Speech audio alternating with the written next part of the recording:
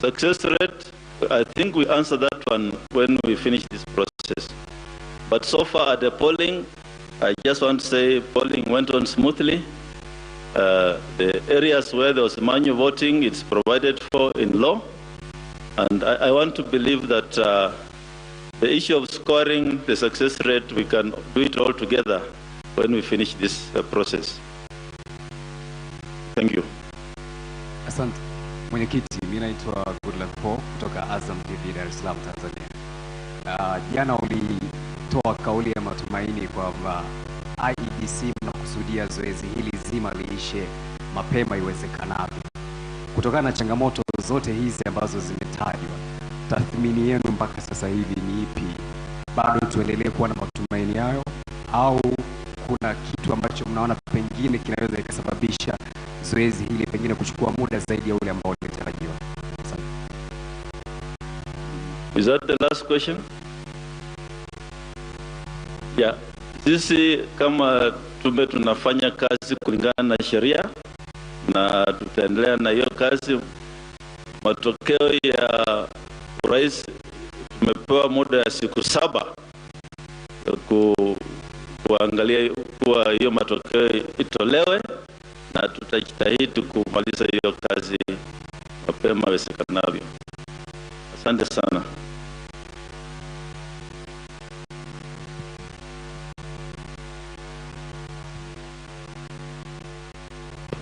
Thank you very much. That was the status update as of now, and we will inform you of the next update. Thank you very much.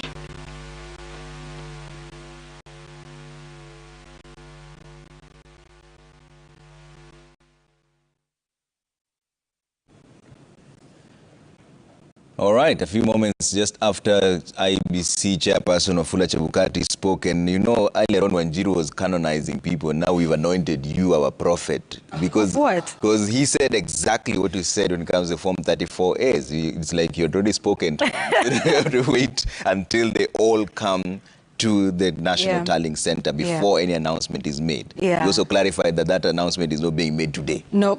Certainly not. We're not knowing that today. So he says the images are there in the public portal. The images are there, but they will wait for all of the forms, the forms 34A, the physical ones, which will be brought by the returning officers. And then they will compare the two, make sure that, you know, it is what it says it is. And then they say that this verification will be done in the presence of party agents for the presidential election. So that just tells you that this is not a process that will be concluded today, considering the fact that he said they have not received any physical Forms 34A as of this moment. They're waiting maybe during the day or during the evening, some of them might come. But he also mentioned that the turnout was at 64.6%, right? So that is a 14,165,561. Again, you are spot on. You see, this is why I'm calling you the prophet. So he also said that the by-elections that are being held in the different constituencies, the marking of the finger will now be done on the right. Yeah, and that was an important question. I guess perhaps one that we didn't think about, you know, what happens with people who voted yesterday, they're voting again today, they got that mark. But also, you know, Trevor, that number that you have mentioned could rise because it doesn't include places where they voted using the manual register. So I guess they'll have to, you know, sort of collate those numbers. Once again, those are about, how many? There was about 156, I believe, from Kakamega and about 94 from Makueni County who are allowed to use the manual register. And there was also a mix-up in their website where one Form 35A from Migori was uploaded instead of the Form 34A, which is for the presidential results. 35A is the form that has all the 6 elective positions, whereas they were supposed to upload only Form 34A. And I guess that's why that verification process will be important, right? So what you sent on the portal and what is physically there, so that you just make sure that they have it right. And it looks like, you know, it's abundance of caution. So once they then have that verification process, all of that data is then put into Form 34C, which is the final. And I believe he said this last night as well about what Form 34C contains. It contains the final vote, right? For the presidential, whether they've met the 50% plus 1 constitutional threshold, as well as whether that candidate has gotten 25% of the votes in at least 24 counties or more. Yeah. So that should be interesting. And so far, they have about 97.84% of the Form 34As in their website. That's 45,230 out of the 46,229 coming through to their website as well. And we have an update on the numbers. Part of the numbers that you're seeing there, the numbers that we verified, right? Yes, yes. What are those numbers? I think Let's bring them up last and count. show you There we the go. real numbers that are coming through right now as we speak. They're changing in real time as well. 1,969,823. That's 50% of the ones that we've tallied, like we mentioned earlier on. William Ruto coming in second at 48.44% with 1,902,532. Now, we've mentioned earlier on now that they've gotten results from 45,230. Yeah. We have collated from 12,336. Yes. 336. Correct. The numbers keep changing really quick. They do. And, I cannot give this rider enough. It's still too early to draw any conclusions. These numbers are very early yet. So also don't, you get excited when the candidate you support is in the lead. And as you can see, the margins are very, very small. Yeah. I mean, 1.971 million for Raila Odinga and 1.903 for Dr. William Ruto. So, and this was just, a change from about an hour ago. So relax, take it easy. We'll, see what happens. It's still early days yet. And then, there's many other considerations that are made with these numbers, including, where the numbers are coming from specifically, which polling centers, which areas are considered strongholds for which candidate, which ones are considered battleground, that sort of thing. So still early days yet, and these numbers could flip, go up and down. And just, a quick rider, we're showing the top 3 candidates. That number also changes depending on who comes in. And of course, everything that will then be finally made, that will be the declaration by Wafula Chebukati. And from now we know that is not going to happen today. It's not happening today, Safin, and you are listening to that as well. We've been talking about this the whole day. Yep. What stood out for you? I don't know whether I should blame Yvonne for this. Yes, we are blaming the prophet. There is power in what you say. You began the day on a very, I don't know, Kenyans are getting impatient. They are. You had the question there by the journalist. He was direct to the point. Yep. Tell us, are we getting these numbers today? Because that is what Kenyans want to hear. But the Iebc chair, Wafula Chebukati, was very categorical that this is definitely not going to happen today. But one thing I've noted, though, compared to the previous elections, is that that sort of, it has calmed the situation a little bit. You remember when the numbers were trickling in, and the excitement that that brought. And right now you could see all over the country what could be happening as people were receiving those numbers and comparing. So a bit of suspense there is helping. Because the buck has now been passed to the people. I mean, the forms are up there. If you want to check for yourself, you log in, download, collect. Trevor Ali also said, if you have the patience, and do the tally yourself at the comfort of your home, how many Kenyans are going to do that? That's also something interesting to look up to. But of course, we continue to say that what you're giving here at Citizen Television are provisional results. Iebc has the mandate and the right to announce the final results. But of course, numbers continue to trickle in, and we will be just updating you more as we receive them. But that is how the situation is like in the country. Yeah, absolutely. And there's something else, Safin has also said about, how things are different now. And I'd like to just hear perspective from our guests. Wanjiru, is this abundance of caution, on the part of the chair? You can tell he's not going to tell us anything.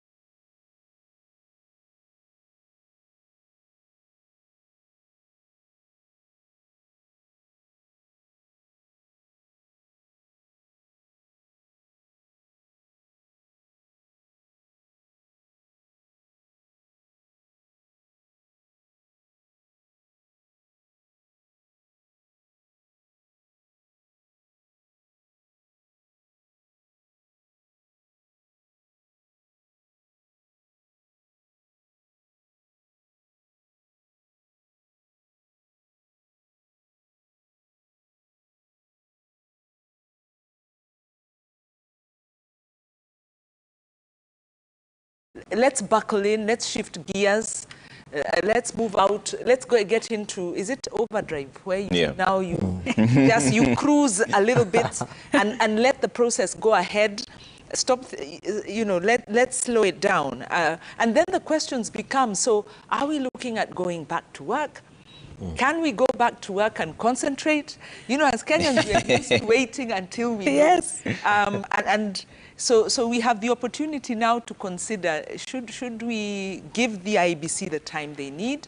One imagines that their tallying their verification and tallying will be a lot faster, but we are saying that, you know, maybe we needed a public holiday extending until Saturday, irresponsible as it may be, because I think people will be working with half a mind, keeping in mind that, you know, majority of Kenyans anyway work informally and can't afford to sit home and wait. So maybe we need to shift back into work mode, let the IEBC do what they are doing, and wait for those results. But something, two things I didn't hear, and maybe I missed it, how they are going to deal with those who didn't manage to vote, and areas where the vote may have been suppressed. The other thing I didn't hear that's also politically sensitive is how they are engaging with political actors at this time. Because aside from the technical report, which is very important, the political is equally, possibly is even more important.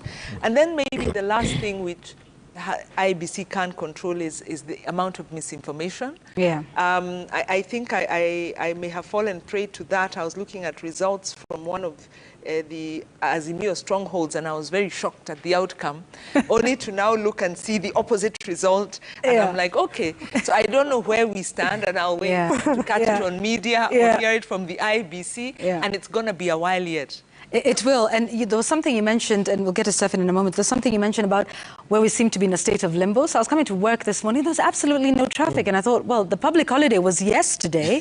Today, let's get back to work. But I actually think, and perhaps this is where the profiting thing comes in, the earliest indication yet that we would not get a result today was when we heard from the Ministry of Education regarding the postponement of school reopening, which is to next week on Monday. That kind of said something about whether we will get a result today or not. Because remember, schools were supposed to resume tomorrow. Tomorrow. Yes. What is it today? Wednesday? Yes. Tomorrow's Thursday. That was the day, yes. And then they said Monday. So, you know, it was a clear indication that perhaps we're not going to receive the final result of the presidential votes today. And so those are some of the interesting things. But sorry, just yes, carry on the timeline. IEBC seems not to have computed their timelines properly, because the closure of schools last week was really not necessary. Did you not know that you would need to set up? So even this, the reopening, did they not compute the body language, because it wasn't expressly said, but the body language was leading us to believe that it would be a quick process. Right, yes.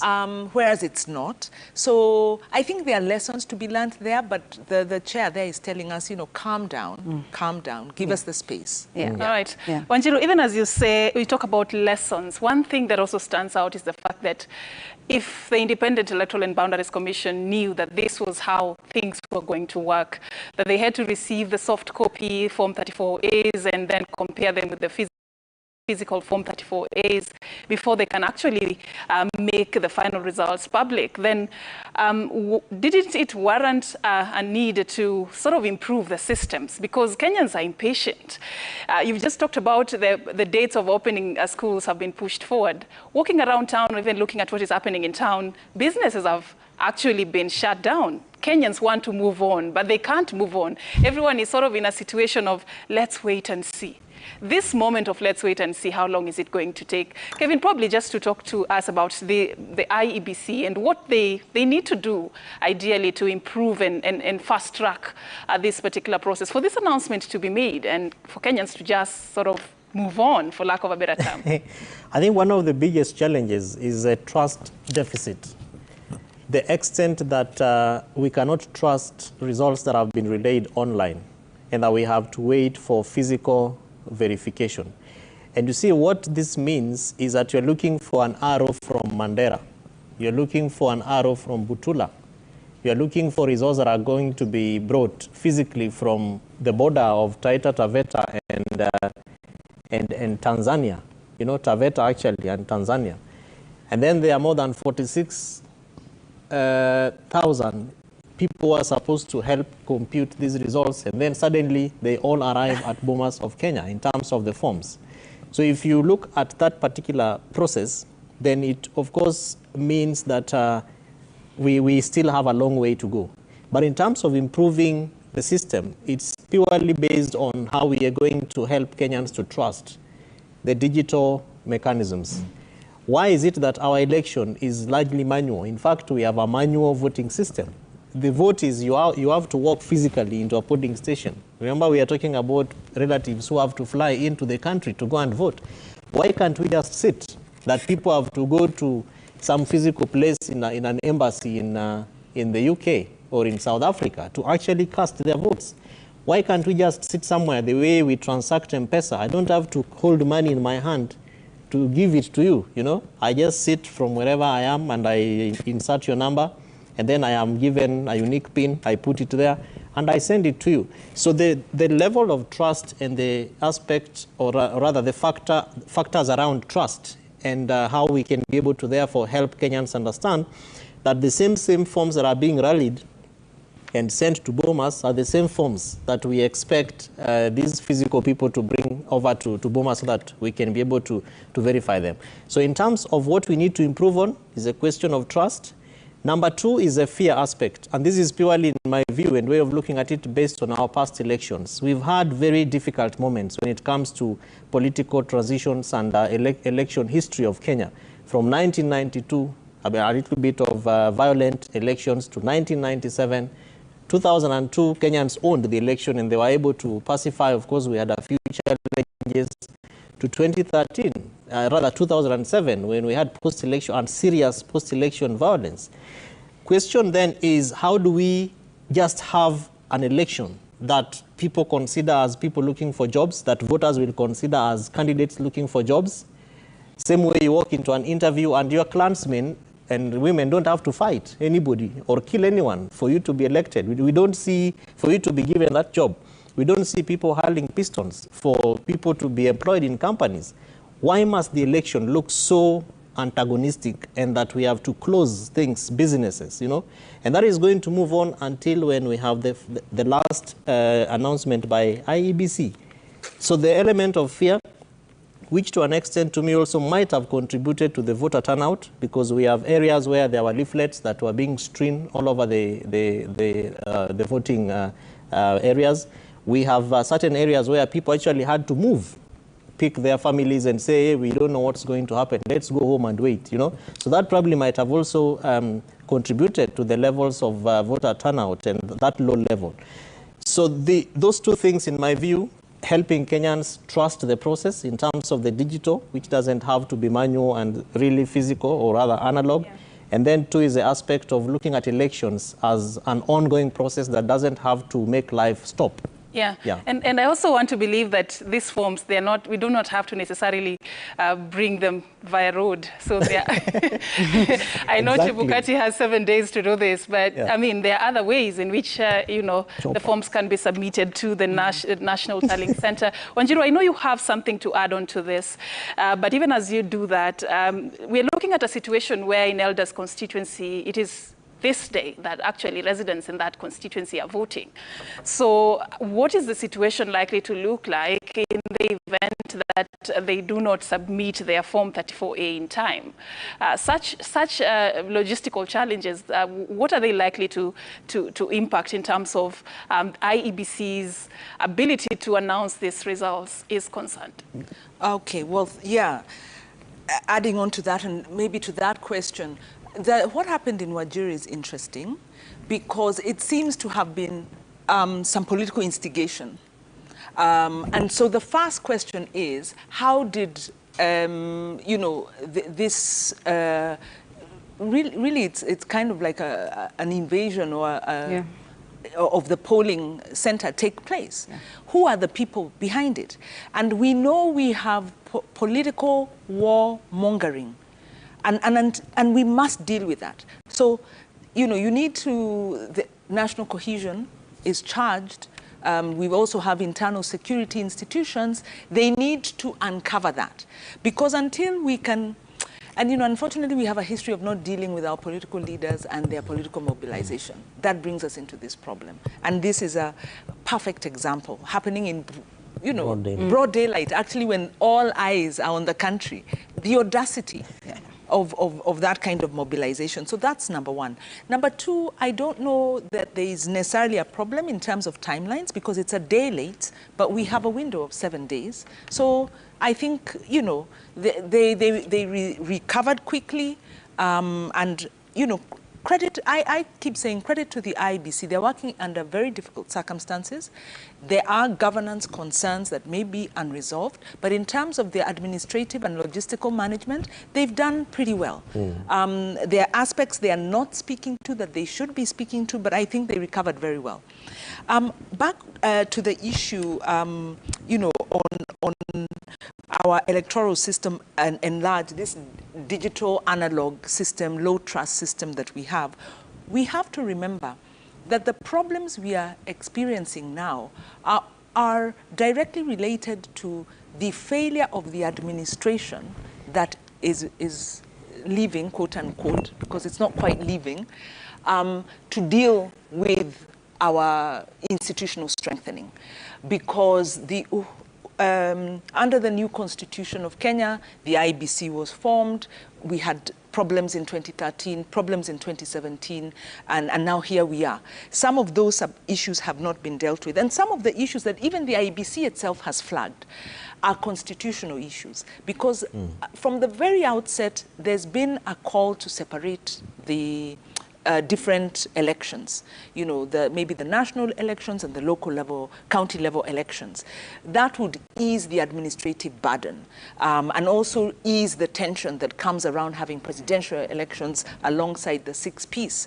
So this is a constitutional question I think we need to answer, but can only happen if we have an enabling environment of trust.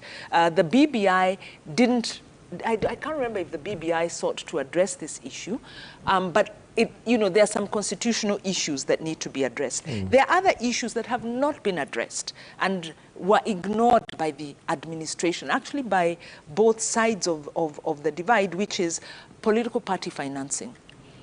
If you deal with political party financing, you begin to deal with the issues of political accountability. The bill prepared in, you know, there's an old bill, then there were regulations in 2019. In 2020, that process failed because Parliament would not enact it. Now, we know that the administration has been able to whip its members to pass legislation, especially around taxation, and other things. We saw when there was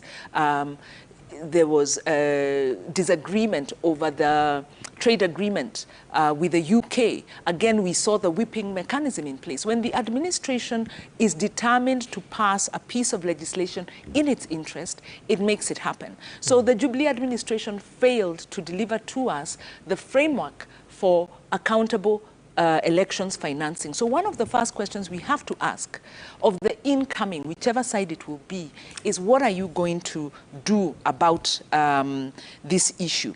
And maybe the last thing I can say is that to strengthen electoral accountability, you have to strengthen the accountability of political leaders. We have to strengthen the recall provisions. We have to have the issues around transparency. You know, a lot of our political leaders, unfortunately, have been involved in corruption and continue to be involved in corruption, whether it's through the NYS, whether it's in the COVID funds. And the way they do it is through companies and proxies and things like that. So the Azimio manifesto talks about conflict of interest, so that we stop focusing on just the administrative and go to the real intention of elections, which is the will of the people to exact accountability on political leaders. Wanjiru, speaking of accountability, and let me bring in Kevin on this, and the issue here is we were talking about trust deficit. Yeah. So will this be bridged by individual accountability or automation? It comes back to what Safin was saying. These forms have been transmitted electronically, but we still have to bring them here. Yeah. We were talking about voting using the phone. Yeah. Will we still have to bring our phone? Right, and we did electronic transmission to try and cure some of those issues. If you look at how young Kenyans performed during COVID-19 response and the degree of innovation and personal initiative, which was largely also borrowed by governments, both national and counties, in terms of dealing with COVID-19 issues.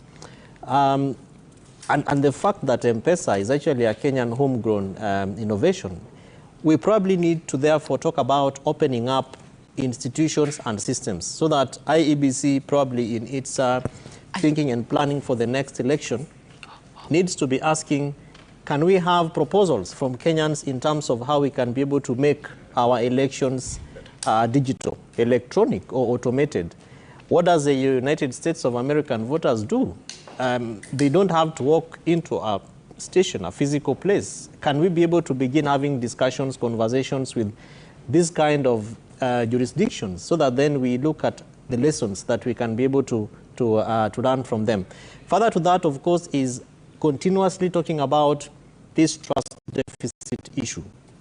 What must we do to trust governments? What must we do to trust processes by governments? What must we be able to do to make sure that citizens do not question and therefore become over litigious, taking aspects to court and always asking for questions around things which we believe that need to be done and not necessarily buying time in terms of responding to them. So it's, I believe that the election therefore gives us an opportunity in so far as and in as much as we compare it with other developed countries. And we have observers, even international observers in this country today, who have come to observe this election. They'll make their report. Some of them probably are picking best practices from the Republic of Kenya, which they will carry to their countries. What is it that we can be able to learn from some of those developed countries when it comes to handling their elections? And that therefore means that the education mechanisms, the kind of curriculum that we have, is it one that can be able to help us encourage young people, encourage children who go to school, the pupils, to learn how the progressive nature of trust building, the progressive nature of doing things without necessarily looking at already the plan B aspects of it. Because I sometimes think that that's probably how IEBC is managing Kenyans and managing our elections, which unfortunately is costing us. Because in the event that we do things wrongly, we don't meet the 50% plus one, we have to budget for a rerun. We have to budget for time. Right now, businesses are closed. We are losing as a country because we are waiting for physical forms to be brought to a national tallying center. Yeah. Wanjiru? I agree. We need to simplify our electoral process. I mean, there's been arguments of even why do we have to register as voters when we all have an ID, that can serve that purpose. We need to separate, I think, the electoral processes, the different votes. There's also been discussion, and of course this happens in different countries where you decentralize more, so you reduce the centralization, and local elections are done locally. On the trust deficit, that is, I think, the biggest question, because it's accountability with the leadership, accountability with the voters. This is the question actually how do we turn the tide? Because low trust is expensive, and the cost of elections is going higher and higher. In fact, there was a piece that was saying that the cost of elections has become astronomical, and I don't know if I can find that data, but to run for the various positions, the amount of money that individuals have to put out is in millions. Comes into billions. So that if you look at the different candidates that ran for the various positions, maybe 20 billion was spent collectively just running for office, before you factor in what the IEBC has spent, before you factor in what political parties have spent. So this is a loss-making enterprise. We lose time that we could be doing business. We then spend a lot of money that could be doing more productive things. Maybe we need to go to the heart of it, which is how do we build trust? How do we deal with the core issues that are driving lack of trust in our electoral process. But Kevin, when you talk about the turnout that Wafula Chebukati was talking about, 64.6% of about 14 million people coming out, and we know Kakamega and Mombasa did not vote in the gubernatorial context, there are certain political underlying tones that maybe only the prophet here can talk about, because picture this conversation. So where if they do this by-election after the presidential results have already been announced, is there a possibility that the voters go out there and vote for someone who is in the presidential party? For example, if Azimio wins, would the people go out there and vote for a UDA person? And if the UDA wins, would the people go out there and vote for an Azimio person? Inadvertently then, they shall have influenced the outcome of that election. Precisely so. That's a clear indicator of the fact that it gives whichever party that wins the presidential vote an upper hand. And without necessarily spending a lot of time on whose stronghold it is, you, of course, want to associate with a winning team and look at the degree of investment that you only have 2 counties as opposed to 47 of them. The time that you invest campaigning for your candidate. And this is because, again, Kakamega and Mombasa counties are also very huge economic avenues that anyone who is in government wants to associate with. So it is true to say, therefore, that whichever coalition wins this particular election at the presidential level will be able to influence the vote at 2 levels. One is the resource aspect, the money that you spend to woo, sadly, to bribe Kenyan voters, some Kenyan voters, to go and vote for your candidate. And then number 2 is the infrastructure that comes with government. If a president is going to campaign for your candidate in a city like Mombasa or in a county like Kakamega, you imagine and by that time, Trevor, all the choppers that we have seen doing 4 campaigns in a day will be at standstill and therefore standby. That you can have 47 choppers in Kakamega in one day. I'm sure even the candidate of whoever party, whichever party that does not have that kind of resource will be a little bit worried. And that presents the third thing, voter confidence. Every voter, as we say it, even on the queues when we are there aligning, we say we are voting for the winning party. If the president is from Azimio, it almost looks quite definite that the governor of either of the 2 counties is going to be Azimio. If the governor comes... These numbers change. 2,072,465. 534 now. And then William Ruto with 1.974 million votes. Now, these are numbers that have been tallied from 13,049 polling stations. And Trevor is doing the math just now. Yeah. So from 13,049 polling stations, out of the 46,229, these are the numbers that we have. Once again, provisional. Exactly, and Iebc so far has received from 45,308 polling stations out of the 46,229. There are certain counties that have recorded 100%. Yeah. 34. Are there any others other than the... Yes. Yes. After Nyeri, there's Kericho, there's Elgeyo Marakwet and Uasin Gishu. Nyeri had not completed their numbers, now they have. Okay. Uasin Gishu had also not completed their numbers, now they have. So Elgeyo Marakwet, Kericho, them they completed earlier on. Yeah. So 4 counties have reported 100% so far. Let's see if there's any other that is coming through, because this is, you have to check in real time. And you see Kericho, most of them are at 99.29. Kiambu is at 99.29, almost just about to finish. And Kisii also is at 99%. They're just about 12 to be submitted, and they're clocking 100 as well. Okay. So we also have Nyamira. Actually, Nyamira has just clocked 100% right now. Yeah. So on this list, Nyamira is at 643 polling stations. All of them have reported. There you go. And Wafula Chebukati did say there are some areas with network challenges like Fafi where they're still waiting for the results that are coming in from there. So we'll continue to update you on that. Now, let's take a look at what is happening on ground, and Surfin has an update. Indeed, we are just about to cross over to the counties, and more counties that are almost completing the Form 34A submission to the National Tallying Center. Murang'a at 99.5%, Nairobi City at 99.7%, Nakuru 99.42%, Nandi 99.7%, Narok 98.42%. You spoke earlier of Kisii County. That is where we want to go to right about now. Standing by there is Crispin Otieno in Kisii County. Crispin, tell us a bit more about the latest you have from that side of the country.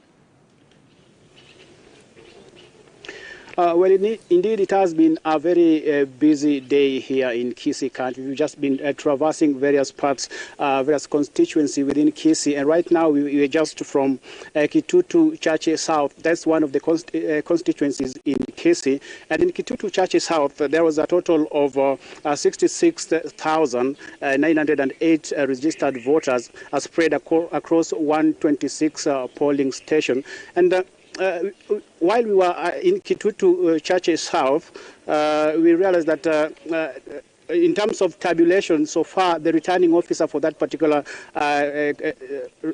center, that is David Cherop, said that out of 126 centers, they've managed to tabulate results from 34 polling stations. That means about 92 polling centers are yet to be tabulated.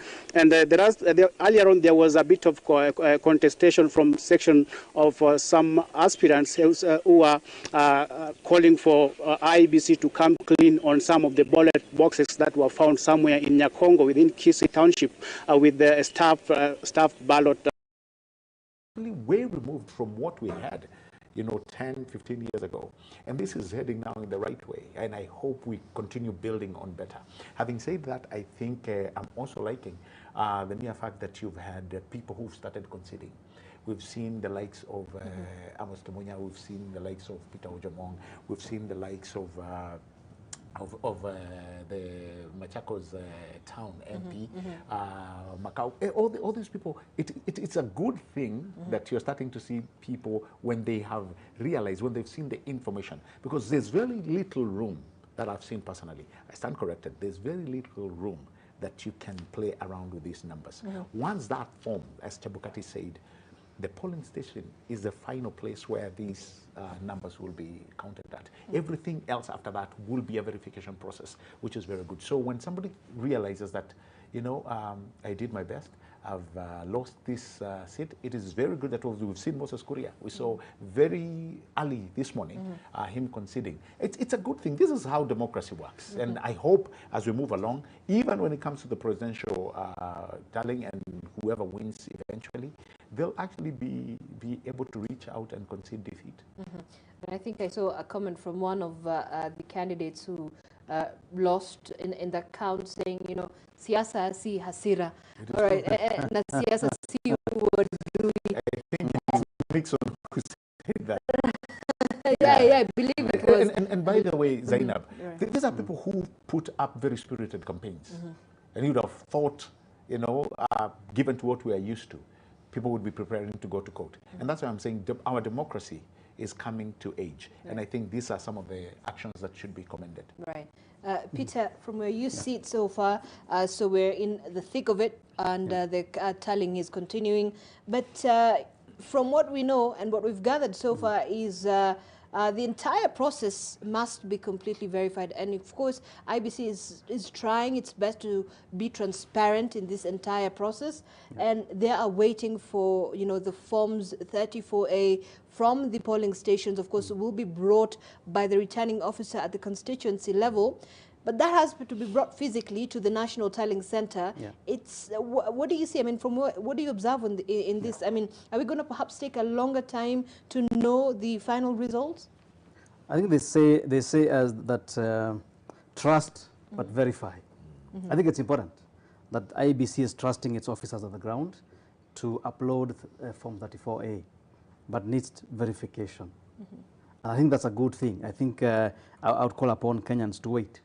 Let's just wait, let's confirm everything. It's slow, it's a bit painful, but let's verify. Let's not rush into announcing anything that has not been verified, because The opposite, I think, would be worse because it would cause chaos. You go public and then you retreat would cause trouble. So I think the process of verification, it shouldn't take too long, but I think it's useful that we do that. But let me say that I feel that this afternoon we're in a good place as a country. Why? Because the apprehension that we saw yesterday about Kim's kit failing, I think has been now addressed by the success in uploading the Form 34A, as Gabriel has said. I think that is a sigh of relief again in terms of saying, hey, this can happen. It didn't happen the last time. Yeah. It was a big challenge. And when you go to the portal, you see clear images. That's also a plus. The last time, 2017, was quite chaotic. Right. You could, most of the forms were not legible at all. So even if they were there, you couldn't make use of them. I think that's quite useful as well. And also the other thing I'd like to say in terms of feeling that we're in a good place is that we've observed not too many incidents of violence or insecurity across the country. We've seen gunshots, we've seen gun injuries, we've seen throwing of stones, we've seen fist fights. But what we've seen consistently so is the National Police Service responding. The fact that once they deployed, they were ready to respond and respond in a manner that does not escalate the situation. I think that for us is a plus.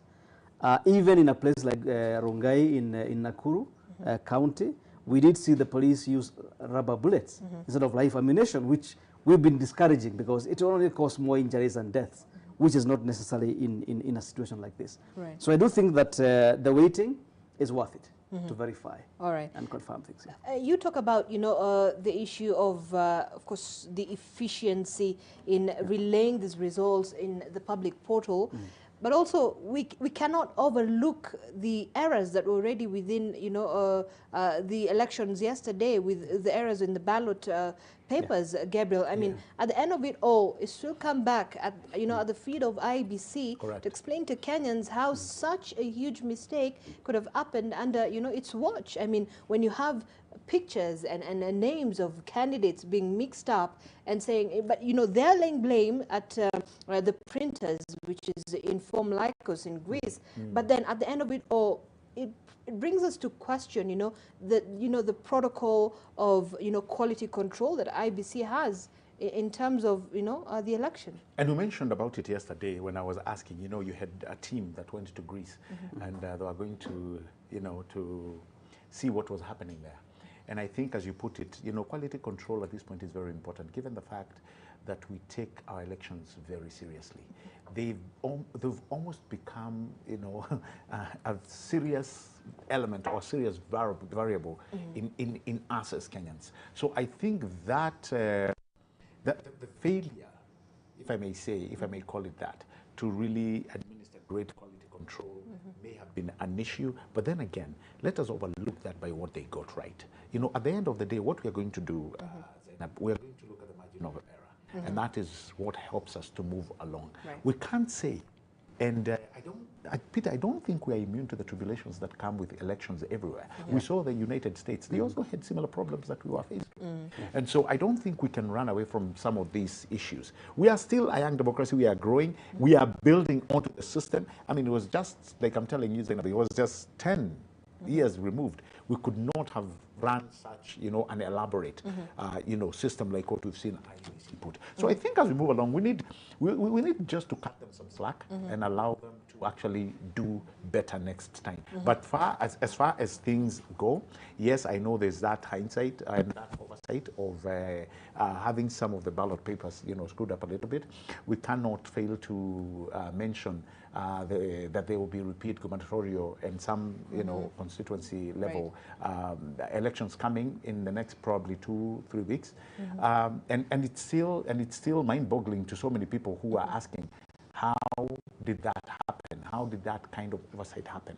And so I think, like I'm saying, we just need to build on better. We need to learn from the mistakes that have happened this time around, and probably next time we will get a good percentage right. Right. Let's talk about the voter turnout. Yesterday, as we were leaving this set, the numbers were not so impressive, quite a low voter turnout. So far, I think Chebukati has given us about 65% voter turnout. This is excluding the list of those who were in the manual register So perhaps that number can go a little bit high once we get the list of the manual register. So 65, maybe if we can, you know, just a prediction, perhaps get another 5%, 70%. Peter, your thoughts on that? I think looking at the stakes at hand, the turnout is not as impressive as we had expected. However, the change after 5 p.m. Right. I think has was useful in that we were predicting a 60% almost. We've gone to 65%. It's not that bad, considering that at a national referendum for a new constitution, we got to about 67%, voter turnout, and the stakes were higher, I think, in the referendum than would be in a situation where you don't have an incumbent, say, an incumbent contesting this particular election. So I do think that 65% plus would be acceptable. 60% would have been quite disappointing. But also, I think it's also good for us to say, even as we note that there are gains in how Iebc have managed this, in the earlier point that you are raising with Gabriel, I think it's important to note that now we have entered the most crucial point in this election, right, where Iebc must safeguard the system as it is. Entering those 34 A's on the system is not enough. It's something we commend them for, the speed at which that happened, but now the security of that data is critical from now on. They must make sure that all the Form 34As that are on that system are genuine, are credible, and then verify one by one as the officers come to Nairobi to bring the physical form. That would be very critical now. Right. So I think that's what I would say. But also to note that we have a serious challenge now with the social media. All the information going out there, claims of We're this. saying everybody is winning. Claims of this. Everybody is falling on the different political sides are winning. Exactly. It's a matter that I feel the briefing that has been done by the chairperson of the Iebc and his team is not adequate. It's actually grossly inadequate in addressing the issue of social media and the information that is being relayed on social media. Why? Because already it's causing real situations on the ground. We are seeing in Kibra, we are seeing in Kisumu town, Kisumu city. We are seeing in Kisumu city already people being checked in the street, house to house, whether their finger has ink, and there has been a bit of violence around those who don't have, ink on their fingers. That is arising from the narratives on social media, in terms of this group claiming victory, that group remaining quiet, this group alleging that they are, So I think the Iebc in the next briefing must address the issue of social media, speak to Kenyans, guide them on how to treat the information on social media. It's becoming quite dangerous. In other areas, the information on social media is leading to jubilation, celebrations, in some parts of the North Rift. What about the narrative, let alone changes? What will happen? So I think Iebc must address the issue of social media and guide Kenyans on how to relate with social media information. Okay. Gabriel, let's just add on to that conversation and continue from there. I mean, Peter is quite right. When you go and check social media, the people you would normally see aligned to the different political sides are declaring victory in this election. What does that mean when, Iebc, who is, by the way, mandated to be the official declarers of this election, declare perhaps a different result from what they have been feeding their supporters? I'll say two things. The first thing is that we have a very elaborate portal that Iebc has given us. It's quite elaborate if you look at it, and I know you've been watching, and most media houses are actually getting their information from that portal. Any person who is being misled is just allowing to be misled. The attack that we are seeing on social media, on the misinformation on social media, notwithstanding. And the reason why I'm saying that you really have to fight hard to be misled is because you have it on your fingertips if you have the technology. Right. Now, we can understand the people in Mashinani who probably don't have access to this. I can see where Peter is coming from. And actually, I can see the jitters that it can cause them. So here you go back to misinformation. Right. Why would anybody who knows the credibility of this information, I mean, we are talking at the early stages, the way we are seeing it. And I don't think it will change significantly. The forms that we are seeing, if they come and they are verified, and they accept those to be the true copies that have been uploaded to the system, then I don't think there's anything much that will change significantly. But moving to what we are seeing, everybody claiming they've won, they've won, they've won, it actually takes me back to where we've been in the past. Right. It actually takes me back to some of the elections that I've watched, including the drama-loaded election that we saw in the United States. It started out like this. Every side was winning. But Zainab and Peter, at the end of the day, we are only going to have one winner, so to speak. So it does not hurt to just be patient. Okay. And that is the problem we seem to be having as Right. Kenyans. Okay. We are so quick to start doing all these shenanigans because nobody wants to be left behind. Right. But at the end of the day, we must realize we have one Kenya and we will only have one leader All who right. emerges at the end of the All day. right. We'll continue with this conversation in just a bit. Our very own Rukia Bule is now joining us live from somewhere in Nairobi.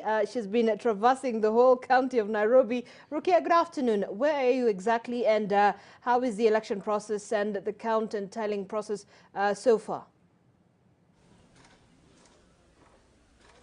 Good afternoon to you too, Zainab. You're right, I'm in Nairobi, right here at Dagoretti North. To be more specific, I am at St. George's Primary School. That's the same place that we were at yesterday morning from 5 a.m. In the morning, this place was a polling center where people would come and cast their votes. And in the evening, by 5 p.m., when the polling centers closed, it was down to business here. All the polling stations from across the Dagoretti North came here. I think the boxes, to be specific, the boxes were brought at 5 a.m. this morning, and it's still going on. As you can see right behind me, the line is long, Zainab. It is going right behind the cows. I don't know if you can see that. So that's where the line starts, and the ballot boxes continue. If my camera person could just move with me right here, they move up to the hall. That is exactly where the counting will take place of the votes. So to be specific, Zainab, we know that this particular constituency, that is Dagoretti North, has 5 wards. That is Kileleshwa, Kilimani, Kawangware, Kabiro, and Gatina. So we know that each polling center had, the total number of polling centers here were 21. So the polling stations, to be specific, were 239. So far in the whole, they have tallied about 30 polling stations, and they have about 200 more to go. That is a big number considering the pace things are moving right now isn't so fast. It's a bit slow, but we're still waiting. We're still on the ground, keeping tabs, ensuring we get all the latest news for you. Another thing to keep in mind is that the turnout here was a bit low. We know in 2017 there were over 147,000 people that were registered to vote in Dagoretti North, and this year there were 157,000. There was an increase, however, the people that showed up weren't as much as it was anticipated. For example, one polling station was estimated to have 700 registered voters, and so far 400 people showed up per polling station. That means a bit more than half showed up, so the number isn't quite well. We also know the chairman of Iebc, Wafula Chebukati, stated that about 65% of the people 65% was the number that showed up, but we're still continuing.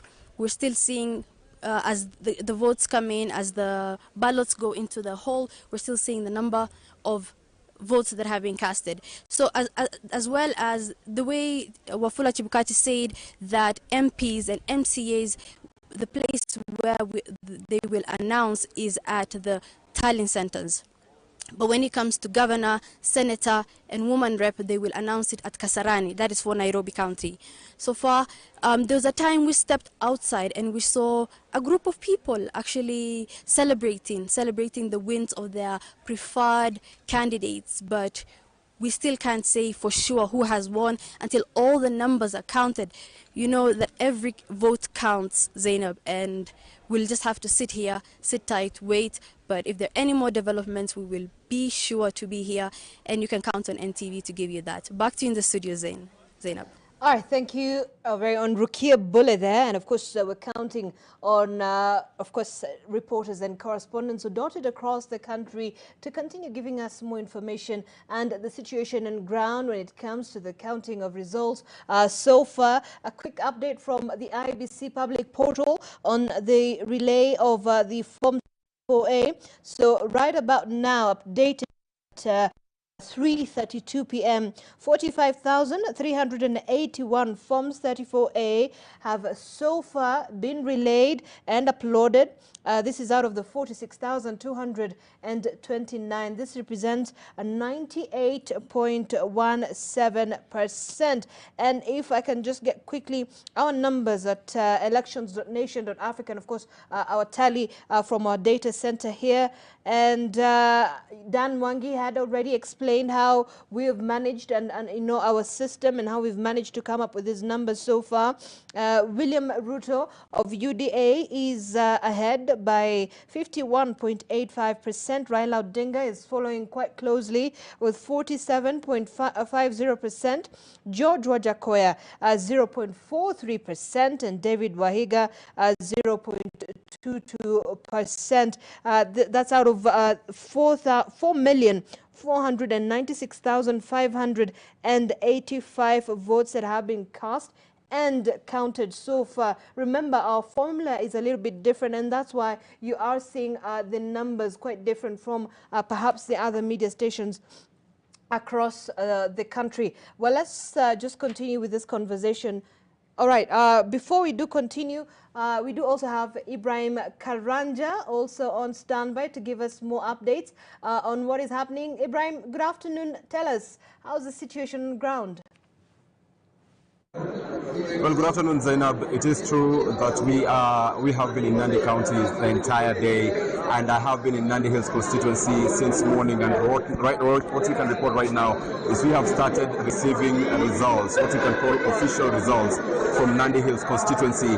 And what we can confirm to the viewers is that the incumbent Nandi Hills Member of Parliament, Alfred Keter, is out of Parliament. Alfred Keter, the Member of Parliament for Nandi Hills, has been defeated in the election that was conducted yesterday. Iebc has already declared the winner, who is Bernard Kitur of the UDA party. Actually, any minute from now, Kitur will be getting his election certificate, which is being given by Juma Mugwanga, who is the returning officer for Nandi Hills constituency. Of course, that is the certificate, and like I repeat that Bernard Kitur of the UDA party is the one who has won the Nandi Hills general election for Member of Parliament. Just to tell you the votes that he garnered, at 23,503 votes, which he has garnered in this election, beating Alfred Keter, the incumbent, who garnered 18,037 votes. There were also three other candidates in the contest. There was Vincent Koech of ODM, who garnered 215 votes. There was also David Koske of the ANC,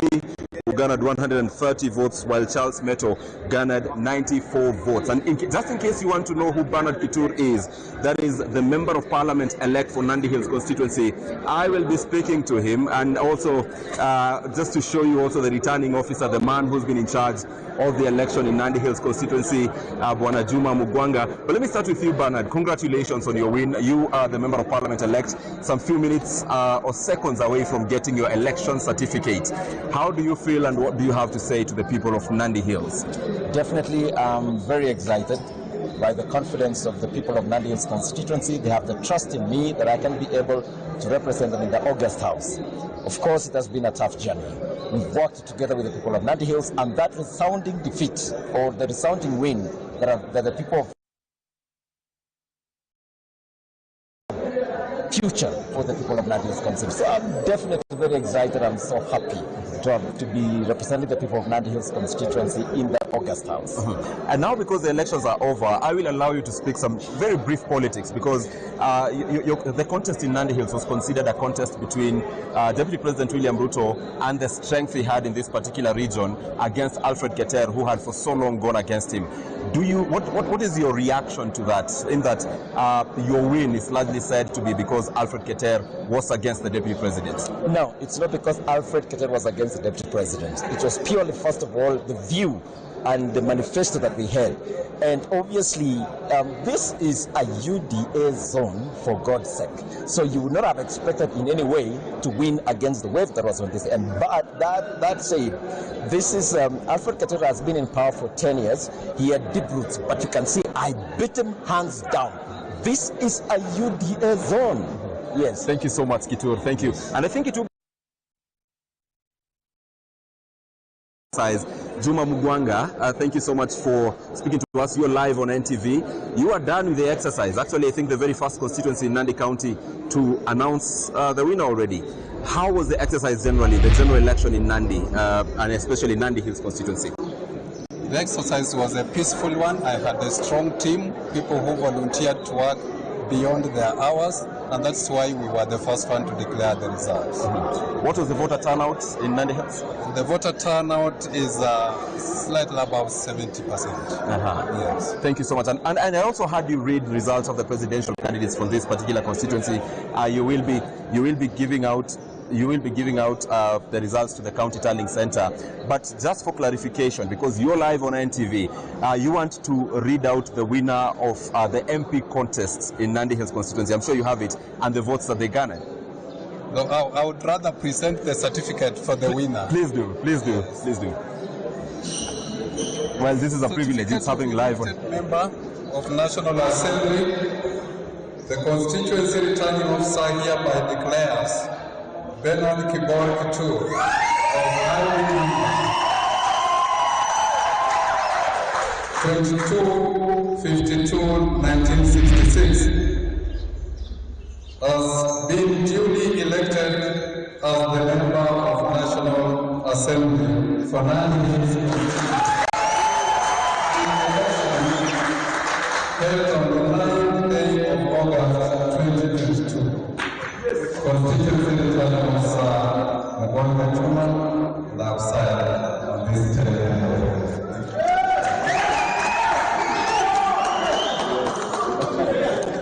Well, there you have it, the election certificate given to Bernard Kibor Kitur as the Member of Parliament-elect for Nandi Hills constituency.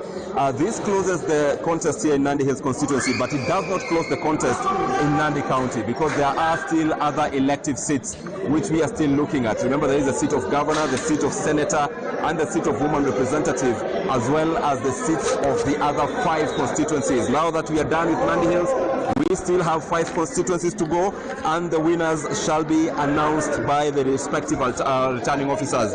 And the constituencies that we now want to get to know include Aldai constituency, Tinderet constituency, Mosop constituency, Mgwen constituency, and Chesumei constituency. But it is a wrap here in Nandi Hills. We now proceed to the County Tallying Center to get to know how the other candidates, especially the county position candidates, will have performed, and also the constituencies, because Kapsabet town, where the County Tallying Center is, in Kapsabet Boys High School, is a town that actually has 2 constituencies within one.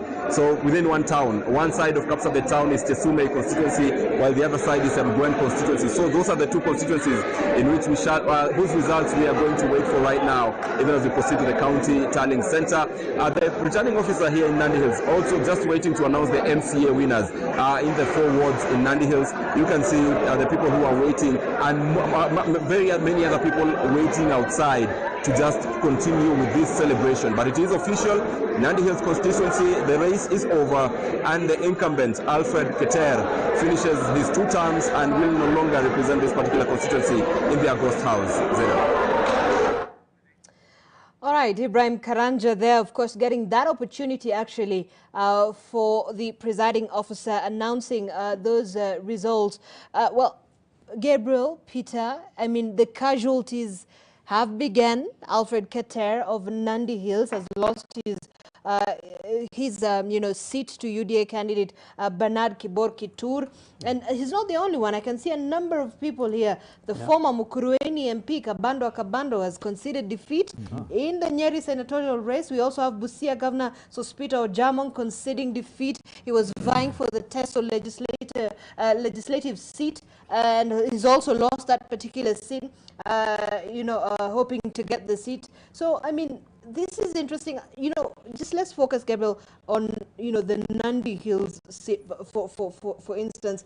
I mean, Alfred Keter has been quite, one of those leaders, key leaders in that part of the country. Right. And this battle was somehow perceived to be, between Deputy President William Ruto, and, the independent candidates in North Rift.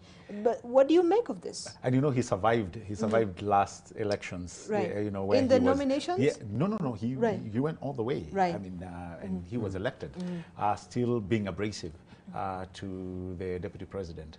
But I think on that particular seat, I think push has come to shove, and the deputy president being now that he was running for the coveted seat of the presidency, the people of Nandi did not want to take any more, any more chances, and so here we see it. But I still think there are other areas that have also come full circle. You see, like even in Nairobi, where we are witnessing the likes of somebody like George Theuri, who has been there for for 10 years. He conceded. We've seen people like you said, Amos Kimunya, 15 years in Kipipiri. He has also conceded, and quite a number of people who have actually the giants, as you're calling them. They've been sent packing. So I think what mainly the people of Nandi, and you've heard that the new MP, new MP elect, mentioned more than once that this is a UDA zone. Right. So I think what he's trying to do is trying to put the footprint that we were not joking and we meant business. Right. And that was just to drive the narrative that, this time round, we were making sure that we were voting yellow. Right. And I think that's what I take from that narrative. Right. And Peter, I'm getting your thoughts on the same. Just to recap, of course, this is, one of these key races that we've been following in this election. Now, in terms of the numbers, Keter garnered about 18,037 votes, and this is against Kitur's votes, which were 23,503. The total votes that were cast were 41,979. And if you can remember, the Nandi Hills Member of Parliament, who's now former, but of course the Kitur will be declared later by Iebc, of course, where now he was defending his seat as an independent candidate after a fallout with William Ruto and UDA in the party primaries. I just want to understand how you make of these key races, particularly touching on this one. I think the case of Alfred Keter is interesting because you've seen him focus or be forced to focus most of his efforts on his political survival. So once he fell off the party, he never occupied any other space apart from fighting for his seat throughout even the 5 years. And so he didn't even assume a national profile where he would take a cause and run with at national level or even within parliament. So we don't know him for anything else apart from his gallant fight for his seat. When it comes to legislative agenda in Parliament, he's not on record as being a champion of particular agenda in Parliament or through legislation. And therefore, it's quite unfortunate that he focused a lot of his effort on his own political survival and not creating an alternative platform away from the party. Maybe that would have given him more leverage during this particular time. But we do see a situation whereby Alfred Keter, in his case, we do see a situation whereby the party has prevailed. I think the party has prevailed. He waged a gallant fight, but I think he's also. But in terms of concessions, as Gabriel said earlier, I think concessions by those who are losing is positive for our democracy. And maybe it begins to reflect the credibility of the process and the results, which is a good thing.